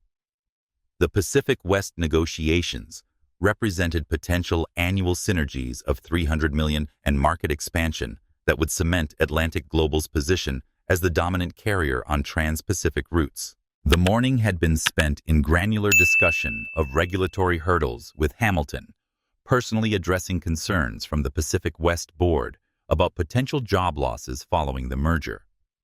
"I built this airline on a simple principle," he had told them in his characteristic measured tone: dignity and respect for passengers and employees alike. That doesn't change during integration. We're not buying Pacific West to strip it for parts. We're creating something stronger together. The board members had been visibly reassured, and the discussion had shifted to more technical aspects of the integration timeline. Hamilton had just called for a 30-minute break to review the latest financial projections when his assistant Eleanor approached with an expression he recognized immediately as her "this can't wait" face. "Mr. Hamilton," she said quietly, "Marcus Williams is requesting an urgent meeting. He says it's a level 1 incident involving your daughters." The words "level 1" incident and daughters in the same sentence sent an immediate jolt of adrenaline through Hamilton's system. In Atlantic Global's crisis classification, level 1 represented the highest urgency typically reserved for crashes, terrorist threats, or situations with potential fatalities, where he asked, simply already moving toward the door, "Your office. He's waiting." Hamilton strode down the corridor, mind racing through possibilities. The triplets were flying to San Francisco today for their leadership conference presentation. A level 1 involving them on an aircraft had there been a security threat, a medical emergency. The girls had no known health issues, but at 30,000 feet, even minor medical situations could escalate quickly. He entered his office to find Marcus Williams, his chief of staff for the past 7 years, waiting with a tablet in hand and an expression that Hamilton had never seen on the typically unflappable executive's face. "Marcus, what's happened to my daughters?" Williams took a deep breath. "Sir, the triplets are physically safe. There's no security threat or medical emergency. But there is an active situation on Flight 847 involving FA Rebecca Lawson that has been classified as Level 1 due to both the nature of the incident and the identities of the passengers involved." Hamilton's fear for his daughter's physical safety transformed instantly into focused attention. "Explain." According to multiple reports, including direct communication from Dr. Hamilton, FA, Lawson has been targeting your daughters with discriminatory behavior since boarding. She publicly questioned their right to be in first class, attempted to have them moved despite their valid tickets, and used explicitly racist language, including referring to them as little nobodies who don't belong in first class. Each word hit Hamilton like a physical blow.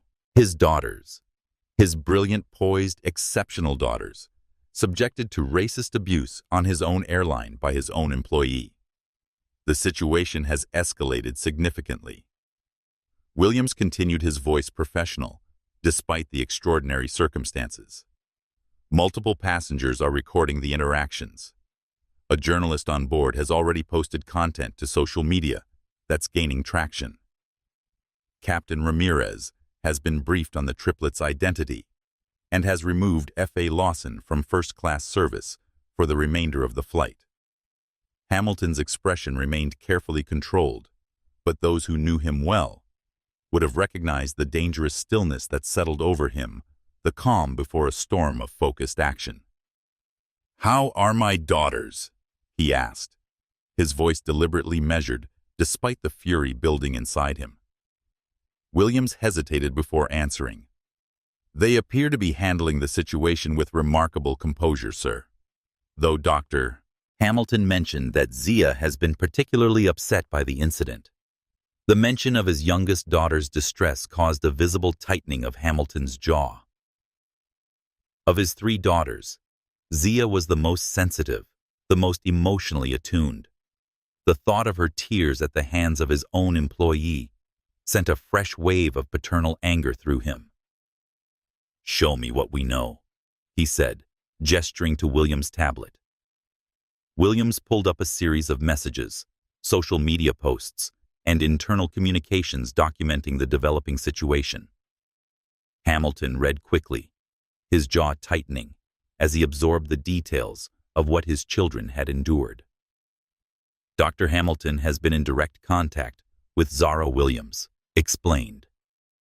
The triplets have been documenting everything and have the support of several passengers who have spoken up on their behalf.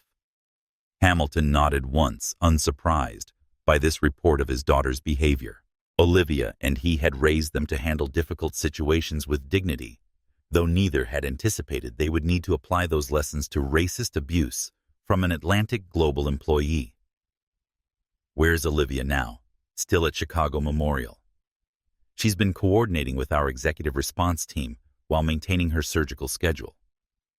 That too was unsurprising.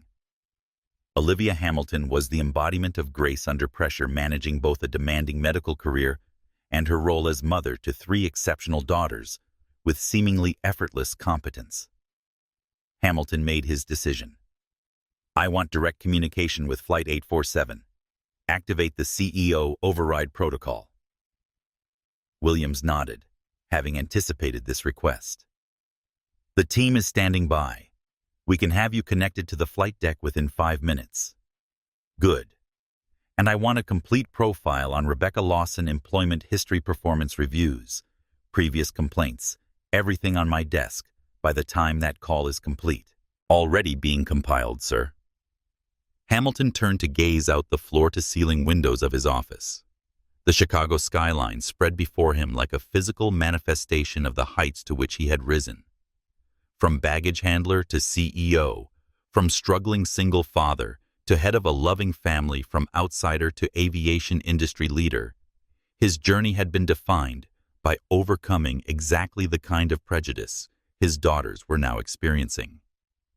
"Marcus," he said, without turning his voice deceptively quiet, "I built this airline with a specific vision. Every employee knows our core values. Every training session emphasizes dignity and respect. Every policy reflects my personal commitment to creating an environment where no one experiences the kind of discrimination I faced on my way up." "Yes, sir. That's well understood throughout the company. And yet my own children are being subjected to explicit racism on my own airline." Hamilton finally turned back to face his chief of staff. "That's not just a failure of one employee, Marcus. That's a failure of our entire culture, and I intend to address both." The communication team arrived, setting up the secure link that would allow Hamilton to speak directly to the flight deck of 847. As they worked, Hamilton received a text from Olivia. "The girls are handling this with extraordinary grace. Zara says to tell you they're applying everything we've taught them. They're ready for your involvement now. Zia's been crying, but she's calmer now." The mention of Zia's tears sent another wave of paternal protectiveness through him. He replied quickly, "Tell them I'm proud of them, and I'm about to contact the flight. Love you." Hamilton straightened his expression, resolving into one of absolute determination. "Captain Ramirez, this is Jonathan Hamilton. I understand there's a situation on board involving my daughters." The response came immediately. Ramirez's voice crisp and professional, despite the unusual circumstances. "Mr. Hamilton confirmed. We have contained the immediate situation, but there are ongoing implications that require your guidance. You've removed F.A. Lawson from first-class service, affirmative. She is currently confined to the rear galley and will remain there for the duration of the flight. Has she been informed of the identity of the passengers she targeted? Negative, sir. We've maintained passenger privacy protocols pending your instruction." Hamilton considered his options carefully. The easiest approach would be to wait until the plane landed, Have Rebecca Lawson quietly removed and terminated, and handle the incident internally. But that would send the wrong message, suggesting that discrimination was only taken seriously when it happened to the CEO's family, or that Atlantic Global preferred to address such incidents behind closed doors rather than transparently. No, this moment called for something more definitive. A clear statement of values that everyone from his daughters to his employees, to his passengers to the public would understand. Captain Ramirez, I'm activating Protocol 17B. This was the code for direct CEO communication to all passengers, a protocol so rarely used that most Atlantic Global employees had never witnessed it. I'll be addressing the entire aircraft in approximately 5 minutes. Please ensure all cabin preparations are complete by then. Understood, sir. We'll be ready. As the connection closed, Williams looked at Hamilton with a mixture of respect and concern. Protocol 17B is unprecedented for this type of situation, sir. This type of situation is unprecedented, Marcus Hamilton replied evenly. My children are being subjected to racist abuse on my airline. That merits an unprecedented response. The communication team worked quickly to establish the connection that would allow Hamilton to address everyone on Flight 847. As they did, the HR director arrived with the requested file on Rebecca Lawson. Hamilton scanned it quickly, his expression darkening as he read. 15 years of service. Generally positive performance reviews in her early career. But in the past 3 years, a troubling pattern had emerged: 5 passenger complaints about rudeness or unprofessional behavior, all filed by passengers of color. Each had been addressed with coaching rather than formal discipline. Most recently, she had been passed over for promotion to senior cabin manager in favor of James Parker, with the evaluation noting concerns about customer service approach and potential issues with adaptability to Atlantic Global's evolving culture. The pattern was clear to Hamilton's experienced eye. Rebecca Lawson had been demonstrating increasingly problematic behavior for years, and his system had failed to address it adequately. Now, his daughters were paying the price for that institutional failure. Connection established to all cabin audio systems on Flight 847, sir. The communications specialist announced. You can begin whenever you're ready. Hamilton straightened his tie, a habitual gesture before important communications.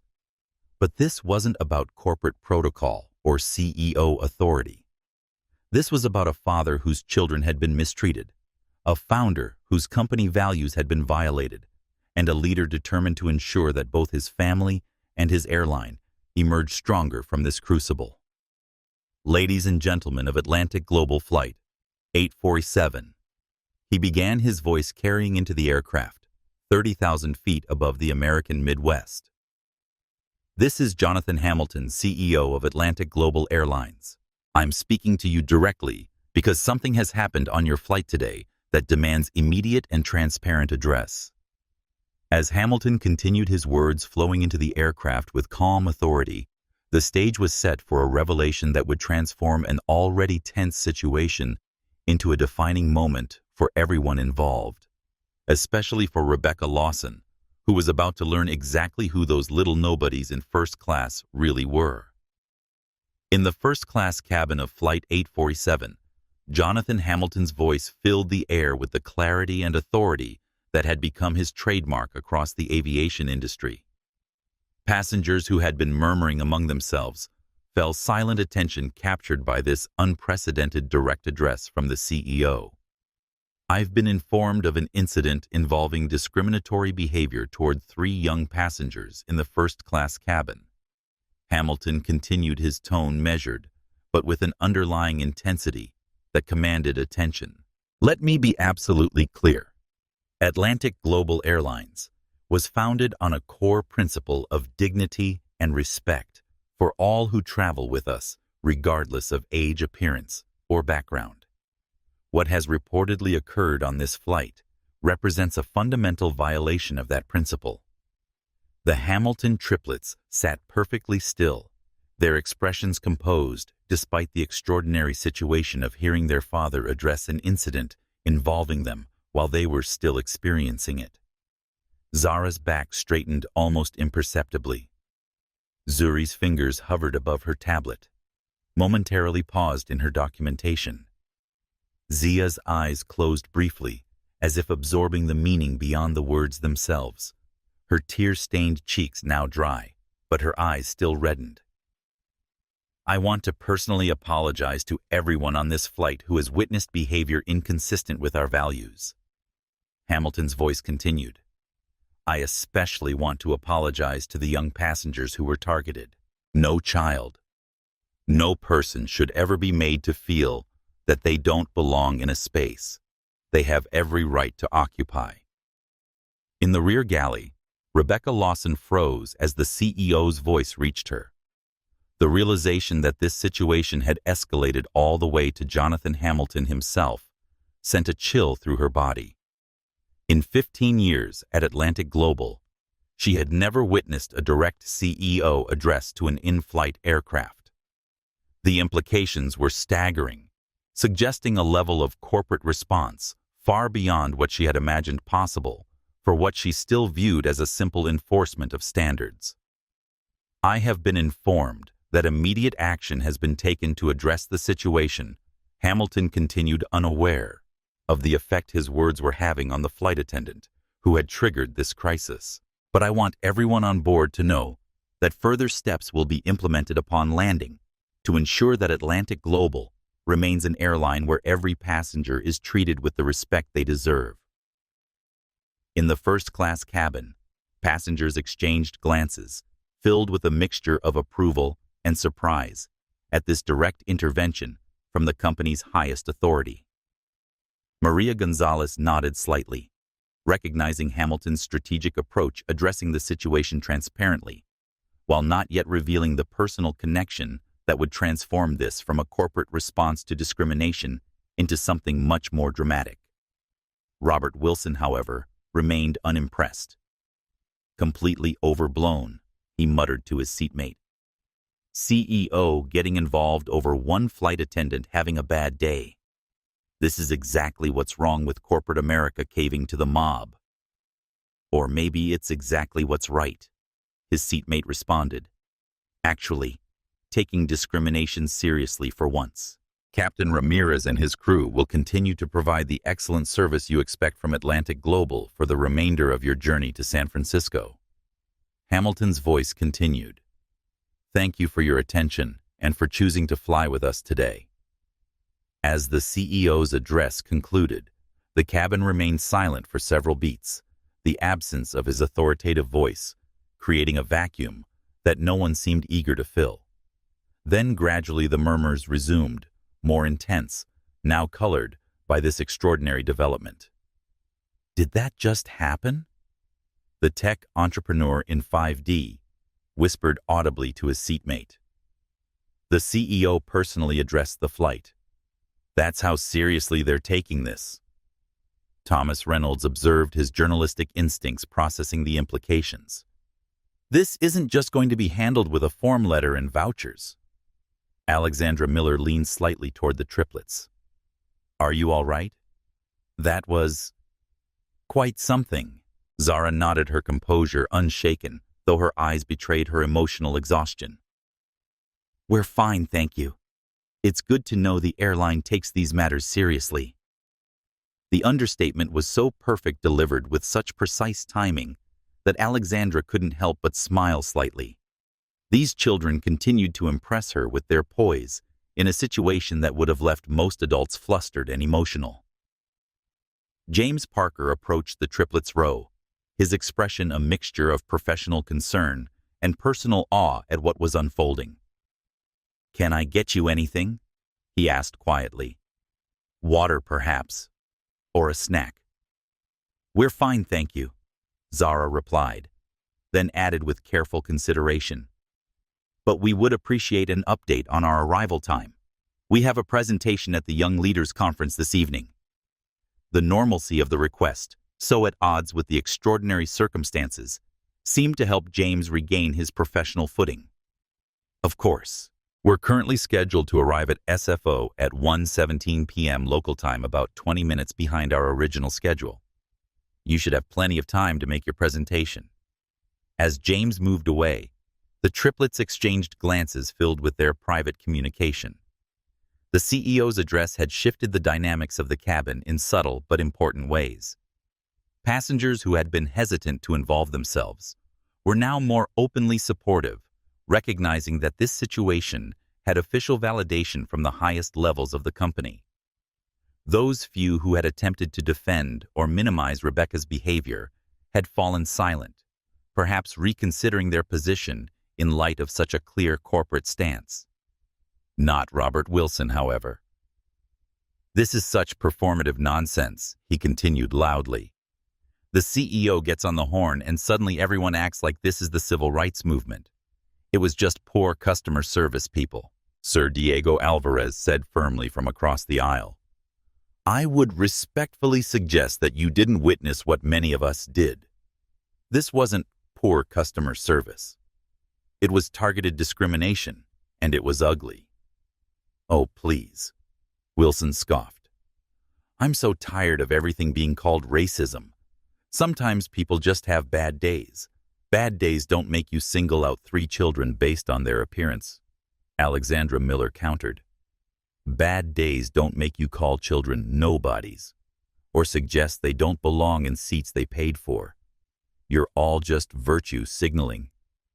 Wilson insisted, though he was now visibly uncomfortable, as more passengers turned to stare at him. "Fine, think whatever you want. I'm just saying there's probably more to the story." "We all witnessed the same story," Thomas Reynolds said firmly.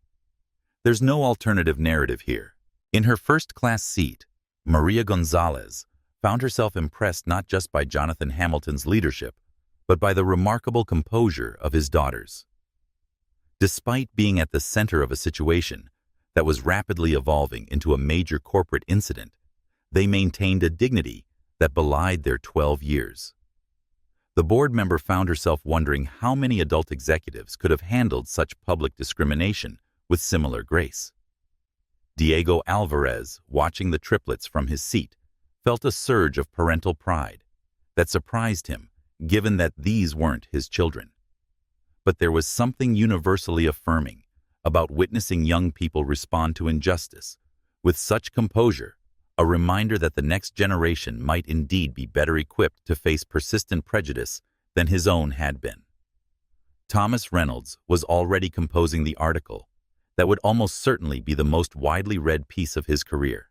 Dignity at 30,000 feet. How corporate America responds to discrimination in real time.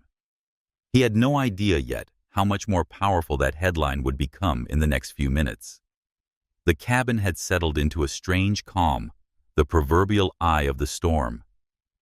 Rebecca remained isolated in the rear galley, increasingly aware that something unprecedented was happening, but still unable to connect the dots that would reveal exactly how catastrophically she had misjudged the situation. James Parker continued the first-class service with meticulous attention, especially toward the triplets, as if perfect execution of his duties might somehow compensate for his earlier hesitation to intervene. And the Hamilton triplets themselves maintained their remarkable composure, neither gloating nor appearing distressed, simply proceeding with their travel as if being at the center of a corporate crisis at 30,000 feet were an ordinary occurrence. They reviewed their presentation materials, accepted beverages with polite thanks, and occasionally exchanged those knowing glances that suggested volumes of unspoken communication. "Do you think it's time?" Zia finally whispered to her sisters, the question carrying more weight than its simple words suggested. Zara checked the flight tracker on her screen, noting they were approximately 40 minutes from landing. "Almost," she replied softly. "Let's see what happens in the next few minutes." Beneath their composed exterior, however, each girl was experiencing the emotional weight of the situation. Zara felt the burden of responsibility, as the oldest questioning whether she had handled things properly. Zuri was processing the data of the incident, trying to make sense of behavior that seemed so irrational. And Zia, though no longer crying, was still working through the hurt of being so publicly rejected, based solely on her appearance. "I wish Dad didn't have to get involved," Zia admitted quietly. "This is exactly what we didn't want special treatment because of who he is." "It's not special treatment to expect basic respect," Zuri pointed out. "Anyone should get that regardless of who their parents are." "True," Zia conceded. "But now, everyone will think we only got justice because we're the CEO's kids." Zara squeezed her sister's hand. "That's not our problem. We didn't ask for this situation. We're just handling it the best way we know how." What none of the passengers yet realized, though Maria Gonzalez strongly suspected, was that the true revelation was still to come. The CEO's address had been powerful, but it had carefully avoided mentioning the most explosive detail, that the 3 young passengers who had been subjected to discrimination were his own daughters. That revelation, when it came, would transform an already extraordinary situation into something none of the witnesses would ever forget: a moment when justice, dignity, and consequences aligned with perfect clarity at 30,000 feet above the American landscape. The calm continued, but beneath it, currents of anticipation swirled. Something was building toward a climax that would define this flight in the memories of everyone aboard. And at the center of it all, 3 12-year-old girls waited with a patience and wisdom that continued to astonish the adults around them, though each sister privately wished this burden had never fallen to them in the first place. The cabin of Flight 847 had settled into an uneasy equilibrium following Jonathan Hamilton's unprecedented direct address. First-class passengers were finishing their meals, some working on laptops, others attempting to read or rest, but an undercurrent of anticipation kept genuine relaxation at bay. Everyone sensed that the story unfolding around them had not yet reached its conclusion. The Hamilton triplets had maintained their remarkable composure throughout the meal service, thanking James Parker politely for each course, engaging in quiet conversation among themselves, and continuing to review materials on their tablets.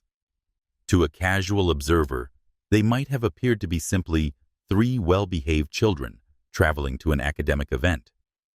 But those who had witnessed the earlier confrontations recognized the extraordinary dignity with which they had faced blatant discrimination. As the flight attendants cleared the final dessert courses, a new message appeared on Zara's phone. Another text from their mother. "Your father has spoken with Captain Ramirez again. They've agreed it's your choice how to proceed. If you want to maintain privacy until landing, that will be respected. If you're ready for the full truth to be known, that's your decision to make. Either way, we're incredibly proud of how you've handled this situation. Love you." Zara showed the message to her sisters, and a silent communication passed between them, the unspoken language of triplets who had shared every significant moment of their lives.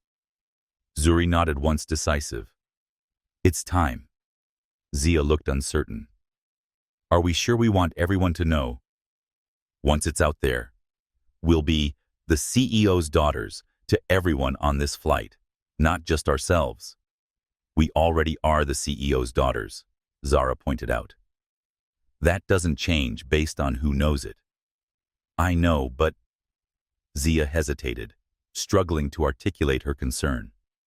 "Sometimes, I just want to be me, not an extension of Dad's position." It was a sentiment all 3 sisters shared, at times the desire to be recognized for their own merits, rather than their father's achievements. But Zuri shook her head slightly. "This isn't about us getting special treatment. This is about making sure she can't do this to someone else who doesn't have our advantages." Zia's expression reflected her deeper consideration of the human implications. "Are we doing this for the right reasons?" Zara thought carefully before answering. "This isn't about embarrassing her, or about who Dad is. It's about making sure this doesn't happen to someone else who doesn't have our advantages." That perspective settled it. The triplets reached their decision in the seamless unity that had characterized their response throughout this ordeal. It was at this moment that Rebecca Lawson made her fateful reappearance. Despite explicit instructions to remain in the rear galley, she had convinced herself that enough time had passed for the situation to have de-escalated. Perhaps it was the CEO's mention of excellent service that prompted her to believe she should be part of that service delivery. Or perhaps it was simply her inability to accept that she had been sidelined so completely. Whatever her reasoning, she emerged from the rear of the aircraft and began making her way forward, her expression a mixture of defiance and forced professional neutrality. James Parker, organizing beverages in the first-class galley, spotted her approach with alarm. "Rebecca, you were instructed to remain in the rear galley for the duration of the flight. I'm not going to hide in the back because of some misunderstanding," Rebecca replied, her voice low but intense. "This is still my job, and I have responsibilities to fulfill. This isn't a request." James insisted, his voice gaining the authority he had failed to exercise earlier. "This is a direct instruction from the captain, and now from the CEO himself. I've worked for this airline for 15 years. I'm not going to be treated like this over enforcing standards with some entitled children." Her voice carried just far enough to reach the first few rows of the first-class cabin. Maria Gonzalez looked up sharply from her tablet. Thomas Reynolds, ever alert to developments in this unfolding drama, subtly repositioned his phone to capture whatever might happen next. And then, with perfect timing and deliberate grace, Zara Hamilton stood. The movement was unhurried, yet purposeful, drawing attention without demanding it. She stepped into the aisle, her posture reflecting the poise that had become the Triplets' hallmark throughout this confrontation. At 12 years old, Zara wasn't physically imposing, but something in her bearing, a quiet dignity, a centered confidence, made her presence fill the cabin in a way that belied her physical size. Rebecca noticed the movement and turned, her expression flickering with renewed irritation at the sight of one of the problem passengers she had convinced herself were at the root of her current predicament. "You should be seated with your seatbelt fastened," she said automatically, falling back on procedural authority. "The seatbelt sign is off," Zara replied calmly, though her voice trembled slightly. "And I need to address something important." The simple assertion, delivered without challenge or defiance, but with absolute certainty, momentarily threw Rebecca off balance. She opened her mouth to object further, but something in Zara's composed demeanor made her hesitate. That momentary hesitation allowed Zara to continue, her voice clear and steady, pitched to carry to those nearby without shouting.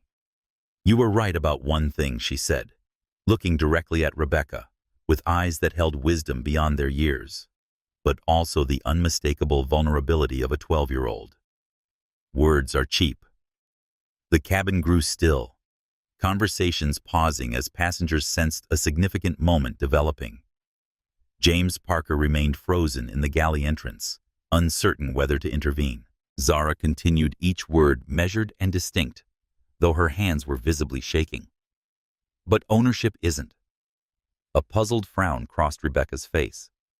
Ownership of what? Zara's response carried the weight of absolute truth. "This airline is our family's."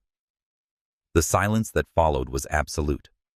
A vacuum of sound so complete, it seemed even the engine noise had been temporarily suspended.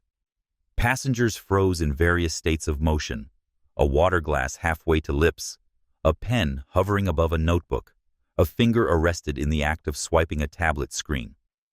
Rebecca's expression transformed in real-time confusion, giving way to disbelief, then to dawning horror, as the implications of Zara's simple statement cascaded through her consciousness. The color drained from her face so rapidly, it was as if someone had opened a valve and let all her confidence pour out in a rush. That's impossible," she stammered, her voice suddenly small and uncertain. "You're lying." But even as she uttered the denial, Rebecca knew it was true. The pieces were assembling themselves with terrible clarity: the CEO's unprecedented direct address, the captain's extraordinary intervention, the triplets' remarkable composure throughout her increasingly inappropriate behavior. They weren't just random children she could intimidate and dismiss. They were Jonathan Hamilton's daughters, the owner's children, the very embodiment of the airline's future. "Oh my God," gasped a passenger in 4B. "They're Hamilton's kids." The CEO's daughters whispered another. "She's been abusing the CEO's daughters." "Holy shit," breathed the tech entrepreneur, forgetting himself completely. Maria Gonzalez chose this moment to add her confirmation, rising smoothly from her seat in 1A. "I can verify their identity, Ms. Lawson. These are indeed the Hamilton triplets. I've had the pleasure of meeting them at company events." The validation from a recognized board member removed any remaining doubt. Gasps and murmurs rippled through the cabin as passengers processed this revelation. Thomas Reynolds was openly recording now, capturing the moment when justice aligned with perfect symmetry at 30,000 feet. I didn't know," Rebecca managed, her voice barely audible over the growing murmurs. "How could I possibly have known who they were?" It was Zia, the youngest triplet by 3 minutes, who responded to this attempt at justification. She stood and moved to join her sister in the aisle, her expression reflecting not anger, but a sad understanding. Her eyes still reddened from earlier tears. "You didn't attack us because you didn't know who we were," she said softly, her voice cracking with emotion. "You attacked us because of who you thought we were." The simple observation cut through all pretense, exposing the ugly truth at the heart of Rebecca's behavior. It wasn't about mistaken identity or misunderstanding. It was about seeing 3 young black faces in first class and deciding they didn't belong there. Zuri joined her sisters, completing the trio that now stood united in the aisle. "You had 20 minutes to choose kindness over cruelty." She added, her analytical mind having calculated the exact duration of Rebecca's escalating behavior. "You chose cruelty every single time." Rebecca seemed to physically shrink under the weight of this triple indictment, delivered not with rage or vindictiveness, but with the clear-eyed truth of children who had been raised to understand the difference between who someone is and how they behave.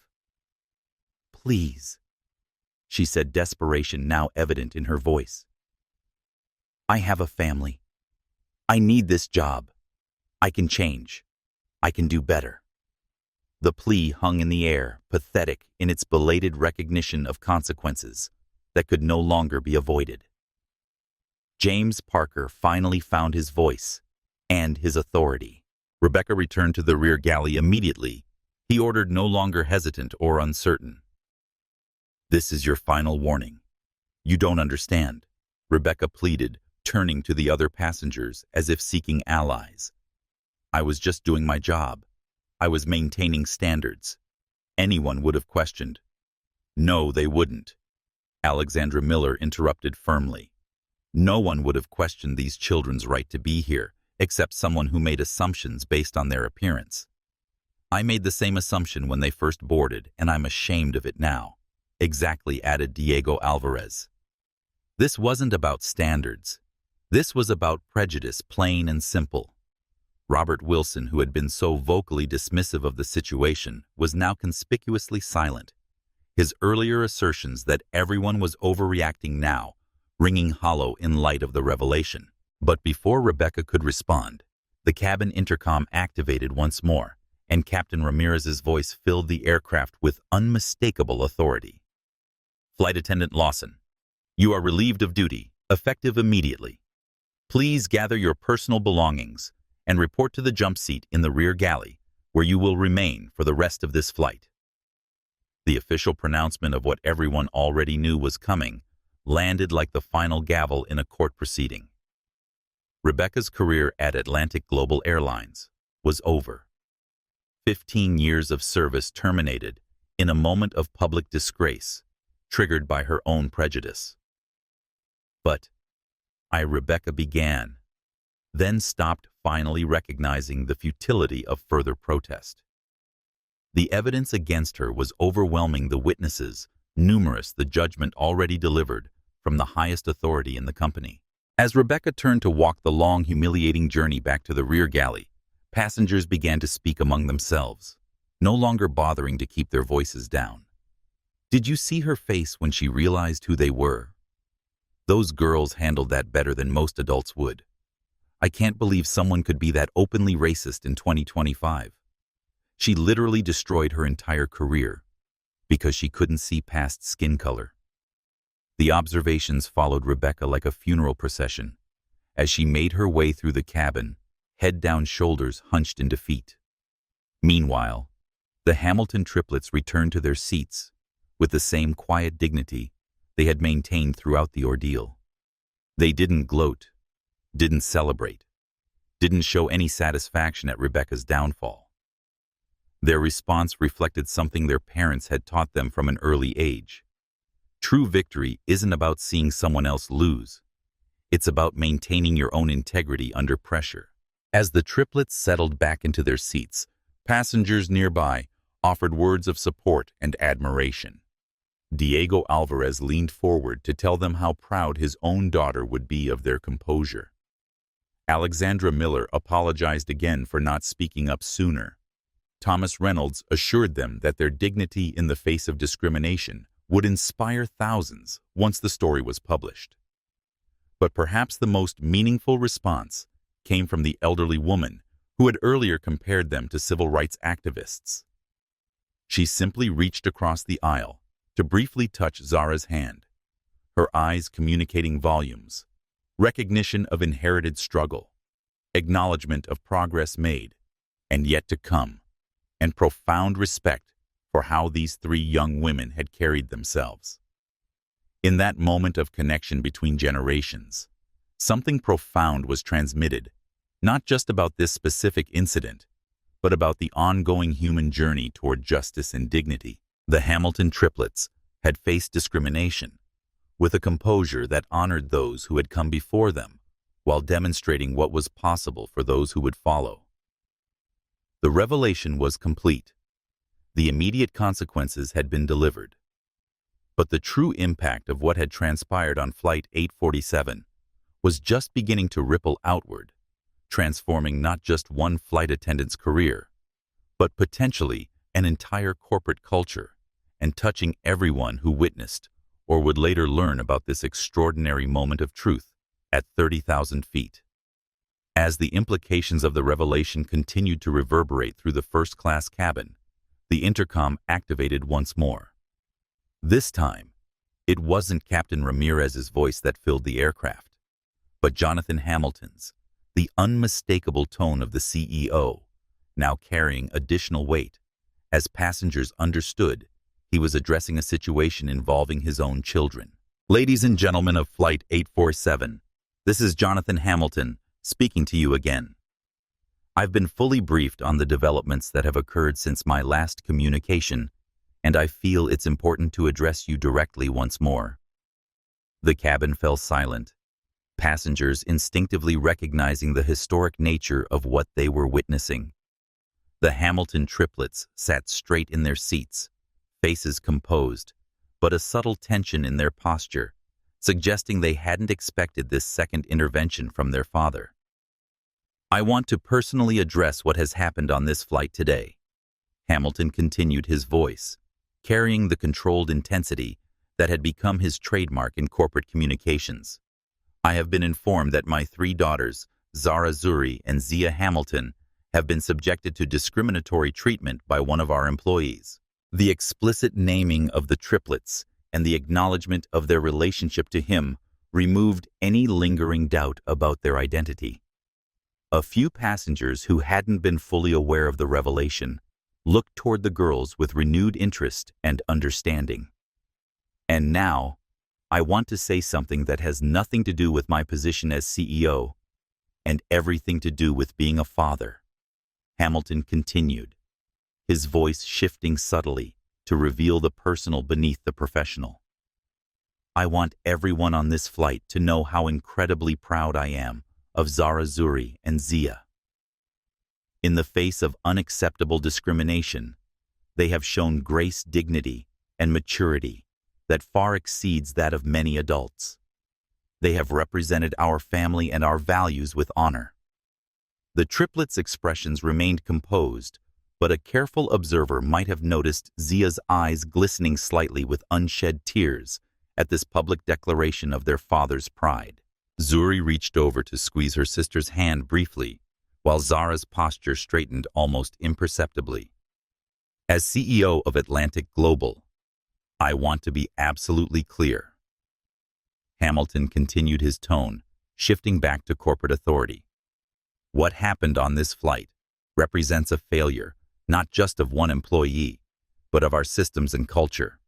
The fact that discriminatory behavior could occur on our aircraft directed at any passengers, not just my children, indicates that we have work to do as an organization.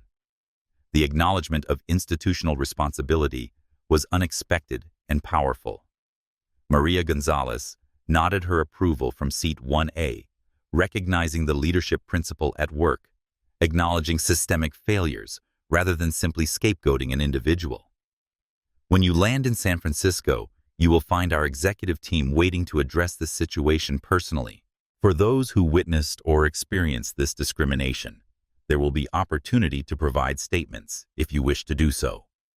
For now, I ask that you allow my daughters the space and respect they deserve for the remainder of this flight. There was a brief pause before Hamilton added a final personal note, his voice softening once more. Zara, Zuri, Zia.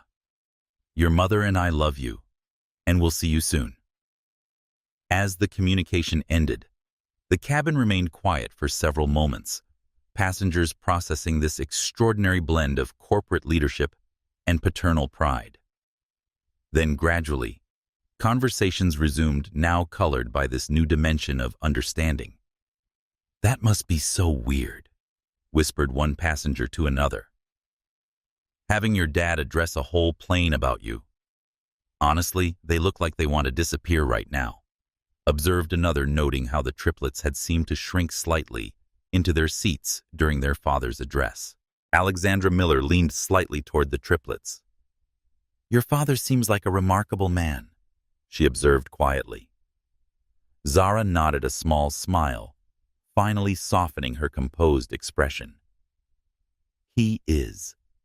He built this airline from nothing, but he always says his most important job is being our dad.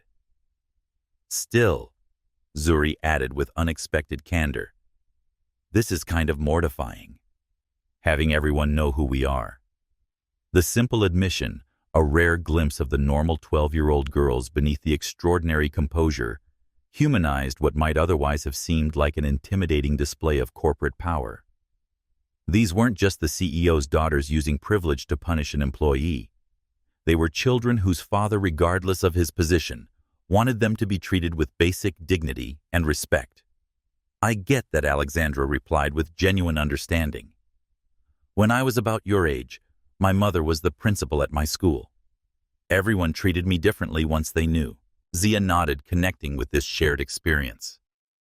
People either expect you to be perfect, or they resent you for who your parents are. But we're just us. This brief, authentic exchange revealed more about the triplets than their composed handling of discrimination, had showing them as normal children navigating the complicated reality of growing up with a high-profile parent, subject to the same insecurities and frustrations as any preteen. Thomas Reynolds, ever the journalist, was already thinking about the larger narrative. This is going to be a watershed moment for corporate America's approach to discrimination. He commented more to himself than to anyone in particular. A CEO addressing bias, this directly, this transparently in real time. Diego Alvarez, overhearing the comment, nodded his agreement.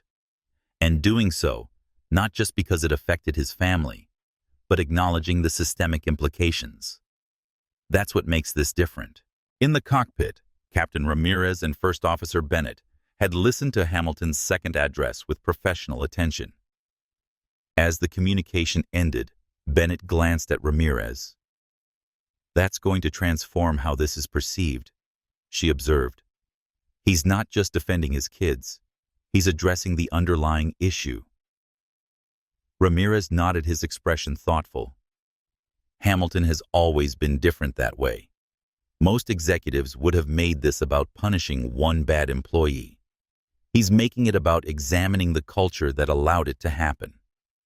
Throughout the first-class cabin, similar conversations were taking place as passengers processed what they had witnessed. The narrative was evolving from a simple story about discrimination and consequences into something more nuanced, a case study in leadership accountability and the complicated intersection of personal and professional ethics. For Rebecca Lawson, seated in humiliated isolation in the rear galley, the CEO's second address had been the final confirmation of her catastrophic misjudgment. Any lingering hope that this might somehow be salvaged had evaporated with each measured word from Jonathan Hamilton. Her career wasn't just over. It had ended in a way that would likely follow her for years to come. Back in the first-class cabin, the Hamilton triplets were experiencing something they hadn't anticipated, a quiet wave of respect from the adults around them. It wasn't pity or condescension, but genuine recognition of how they had conducted themselves throughout this ordeal. An executive who had been working on his laptop throughout most of the flight finally closed it and turned to address the girls directly. "I have a daughter about your age," he said simply. "I hope she would handle herself with half the dignity you three have shown today." Similar sentiments were expressed by other passengers, not in a flood of attention that would have been overwhelming, but in brief, sincere moments of connection that acknowledged what the triplets had endured and how they had responded to it. Through it all, Zara, Zuri, and Zia maintained the poise that had characterized their response from the beginning. They accepted the supportive comments with quiet thanks, neither dismissing the significance of what had happened, nor allowing it to overwhelm their sense of self. As Flight 847 continued its journey toward San Francisco, the atmosphere in the first-class cabin had transformed. What had begun as uncomfortable tension had evolved through shock and revelation into something approaching communal witness. Everyone present understood they had observed something significant, not just a moment of justice or consequences, but a demonstration of how dignity under pressure reveals true character, regardless of age. And at the center of it all, 3 12-year-old girls continued to review their presentation materials for the Young Leaders Conference, not because they were unaffected by what had transpired, but because they had been raised to understand that even in extraordinary circumstances, life continues. Commitments still matter. Purpose remains. It was perhaps the most powerful lesson they were teaching everyone watching, that dignity isn't just about how you respond to discrimination in the moment, but about how you carry yourself forward afterward. What an incredible story of dignity, strength, and leadership. We just witnessed how 3 remarkable young girls faced discrimination with extraordinary composure, and how their response transformed not just one flight, but an entire company culture. If this story touched you as much as it touched me, please take a moment to like this video and subscribe to our channel for more powerful true stories that will inspire and move you. Your support helps us continue sharing these important messages about dignity, respect, and standing up against discrimination. Have you ever witnessed or experienced discrimination? How did you respond? Share your thoughts in the comments below. Your perspective might help someone else facing similar challenges. Don't forget to hit that notification bell so you never miss our new uploads. And if you know someone who would be inspired by the Hamilton triplets story, please share this video with them. Together, we can spread stories of hope, dignity, and positive change. Thank you for watching, and remember, true dignity isn't determined by how others treat you, but by how you choose to carry yourself through both challenge and triumph.